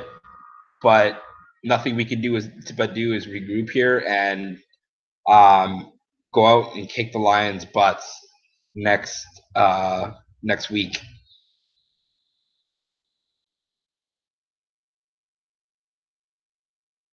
All right. So then give me that number one more time, but I got something else to say after that. So give me your final record one more time. 7-9. God, this is Ali was like Mr. Super Duper positive, and now he's just like, I'm gonna stab you in the eyeballs and make it hurt. Like, you don't have to light the pitchfork on fire when you put the blades in my eyeballs, man. Like, you're already getting me, dude. But all right, I get it. Now, you had us at 8-8 when we did the article. We lost this game, but that would mean to me that this was a game you expected us to win. Like, I don't know, man. I just don't understand the drop off after this game and the way we played. So I told you guys already, I'm going to stick with my 11-5. This was a game that I convinced myself during the week that we could win, but I think we pick up a win later on. So I'm going to stick with my 11-5. Nick, the pressure's on you, man. Following this game, first tell everybody what your record prediction was before, and don't lie because it's written on the website. 8-8. Okay. What do I need to lie for? All right. What you frowning your eyebrows up at me for, bro? Just tell them what your record prediction was and then tell them what you got next. Because you're like, and don't lie. Like, I'm just saying, make sure you don't lie because they can pull up the record prediction. Dylan was like, oh, I think I said, or I think. I'm just letting you know not to do the same thing. I'm trying to help you out. Hey, mine wasn't on the article, so I'm fine. I know, but I'm just letting him know that his is on record. That's all. I was trying to look him out. And don't go in there editing shit either. Just messing with you, man. All right. I actually have us going one worse game. Is there a specific reason why? The red zone. I'm telling you. Until I see it. You had the red zone thoughts and ideas before this game even happened, and you still had us going 8-8. Yes, but it's even more worrisome right now. Maybe 9-7. No. I'm not trying to talk you out of anything. I'm just saying. Maybe 9-7. But if we don't come out and we score, let's see, we were in the red zone 5 times this week. We got 1 touchdown. 1 touchdown out of 5 visits. How are you going to win football games like that? I hear you, bro. I'm with you. So I'm staying 7-9, 8-8. That's what I'm doing. All right. Hey, Dylan and Ali. So after we looked up Marquise Fields, he's not a subscriber. So after we looked up Marquise Fields, we found Sergio Robles and Foster 4. Do you guys remember which one was after? Sergio Robles. Sergio was next. Sergio was next. All right. So did you pull up Sergio to see if he was in there? Oh, we got a caller coming in. We got a caller coming in? Yeah. All right. So let's get to this caller real quick. And then we're going to look through Sergio's followers to see if he's actually one of our followers here. All right. So there you go. And let's get this show on the road. I don't know. It's an unknown number, bro. How you gonna call that? That's why I can't even text. I lost it. So. Oh well, then. Oh, you can't even message him back, can you? Yeah. Yeah, you can. Or no, you can't. I can't. I said you can't, and you said yeah. Yes, I can't. That's not English. That's not how this works. That's not how any of this works. I unfriend you. Have you seen that commercial? That's one of my favorite. I'm gonna unfriend you. You see the wall? I like this picture, so I put it on my wall. That's not how this works. Did you guys hear this? This Titans Miami game from this 10 a.m. still kickoff is still going on. It's the longest game in NFL history. No. How is it? What is happening? Are they in overtime? They've had 2 weather delays. So they had the first weather delay for like in 2 hours, and now they're in another one right now. Yeah, dude, I sent it to you. I know it's not working. Anyways, it's the same one. It's not another one. It doesn't change. I know it could have just been a broken link. Mike, let's hear you. Let's hear your final thoughts and record prediction. Off me a little bit today. My final thoughts on what? In your record prediction. Yeah, no. I'm going to stick with my 11-5. The team played better than I thought we would against this team. Now, I did think that I convinced myself. I would say about Thursday or so that we were going to win this game. I did convince myself of that. And I'm confident in saying that we should have won this game.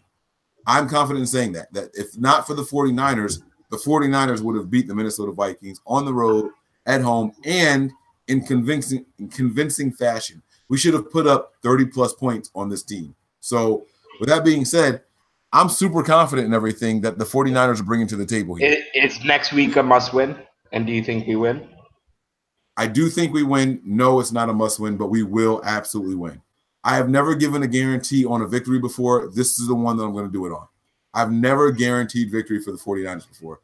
100% we win the game next week. And I'm there, baby. Without a doubt. Dylan. You got balls, man. You got balls. They're big, and I'm getting them snipped on Friday, so it is what it is. I don't even want to know what that. I'm getting a vasectomy on Friday. I wasn't joking at all. Like, wow. Well, congrats. I don't know. Yeah. Good.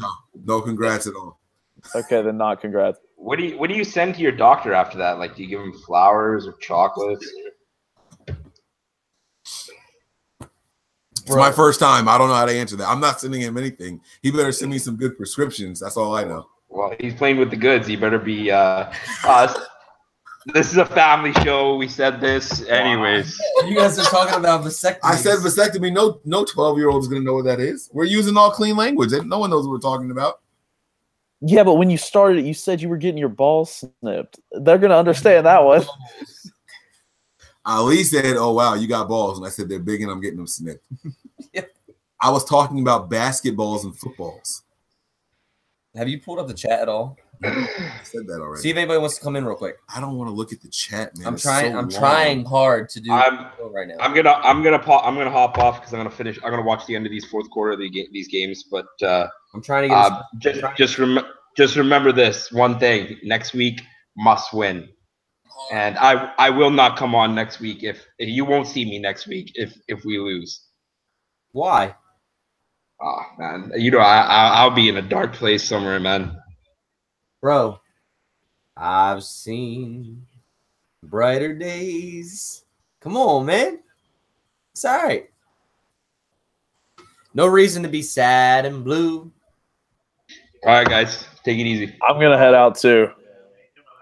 All right, man. You guys take it easy. Good luck for the rest of the day. I'm not playing against either one of you guys in fantasy, so good luck there. Zach? I got Tyreek Hill in one league. You do? Yeah. How many points does he have for you so far? You haven't looked. 43. And it's non-PPR, and it's crazy. That's dope. That's dope. Yeah. I see a comment in here from MZ and it says, I think McKinnon was a big part of Shanahan's offense, and that might have affected the game. It absolutely did. And Shanahan said, he was asked, you guys got Jerick McKinnon pretty early in the season. How much did that affect your game plan going forward into the rest of the season? And he said, no, going into this game. His first word was dramatically. It absolutely played a big part of how he wanted to attack this team. We saw Breida break out and we didn't see many passes to the running backs today. We saw Juszczyk break out and become a mismatch. Imagine what he would have done with someone of McKinnon's caliber. You know what I'm saying? So it was absolutely a difference maker. But it doesn't matter because even with today's game plan, we could have won this game. Shanahan did everything he was supposed to do. It came down to execution, as does every NFL game. So if the execution isn't right, the teams can't win. That's just life, man. We're going to get better, guys. We're going to get better, and we're going to get better in a hurry. I like that we lost this early. I like that we lost in the fashion that we did because this team is going to go back.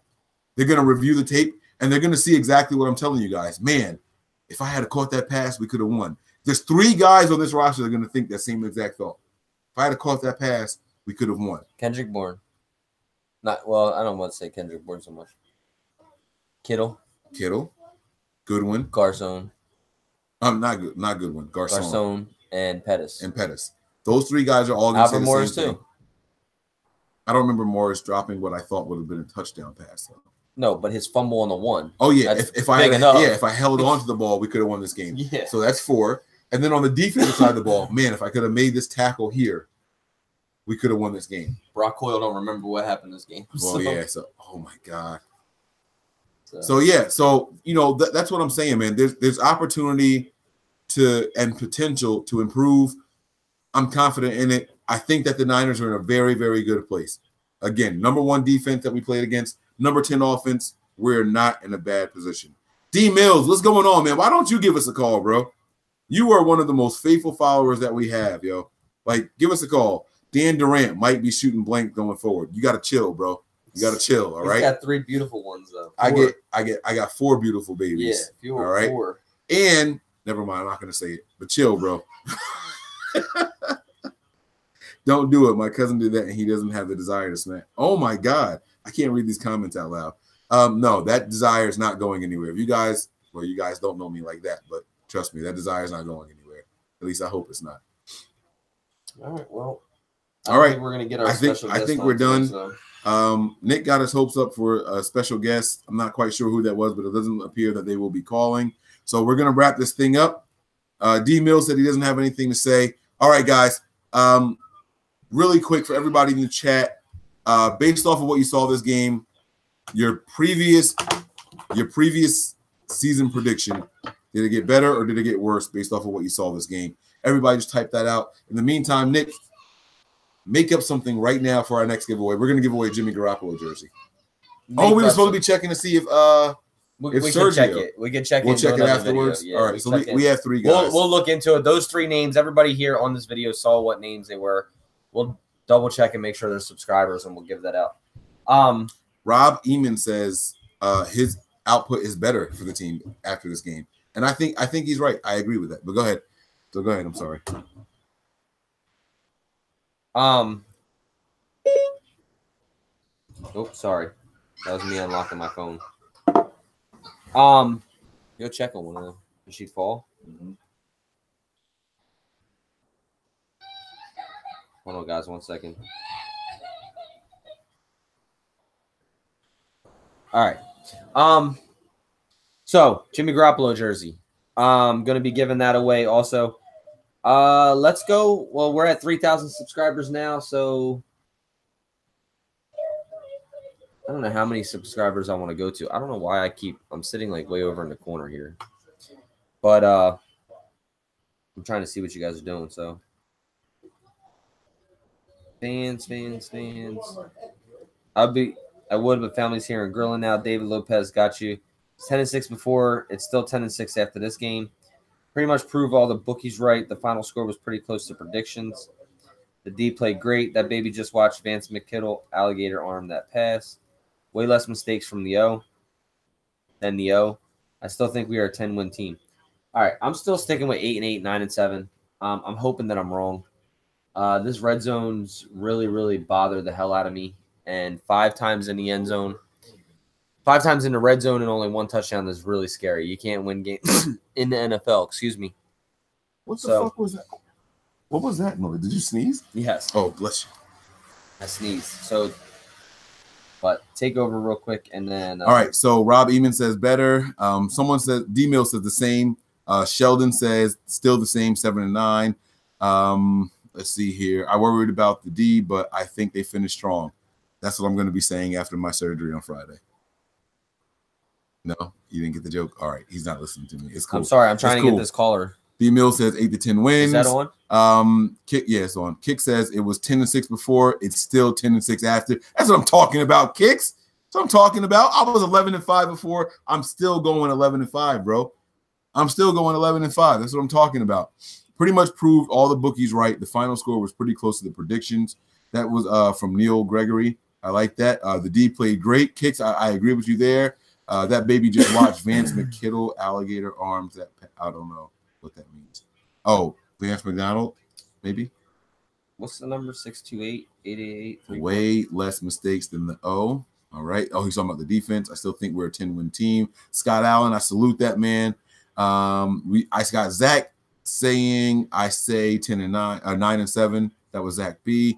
D. Mill says 8-10 wins. Nick, let's see here. If they don't fix the offensive line, 7. Oh, we didn't talk about the loss of a lineman in this game.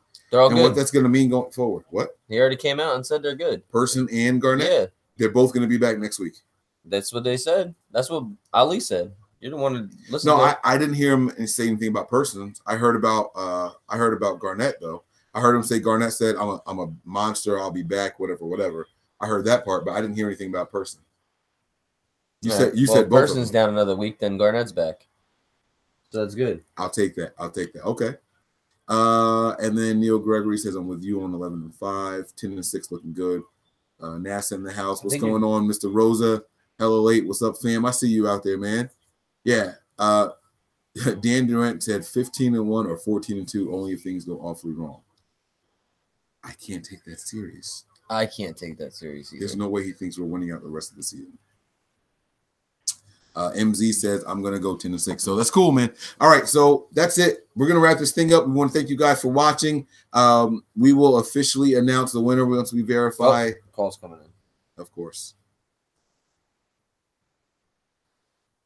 Hello? It's on. It's on? No, it's not. It is. Yo. Yo. Yo. What's good, man? What's good? Who's this?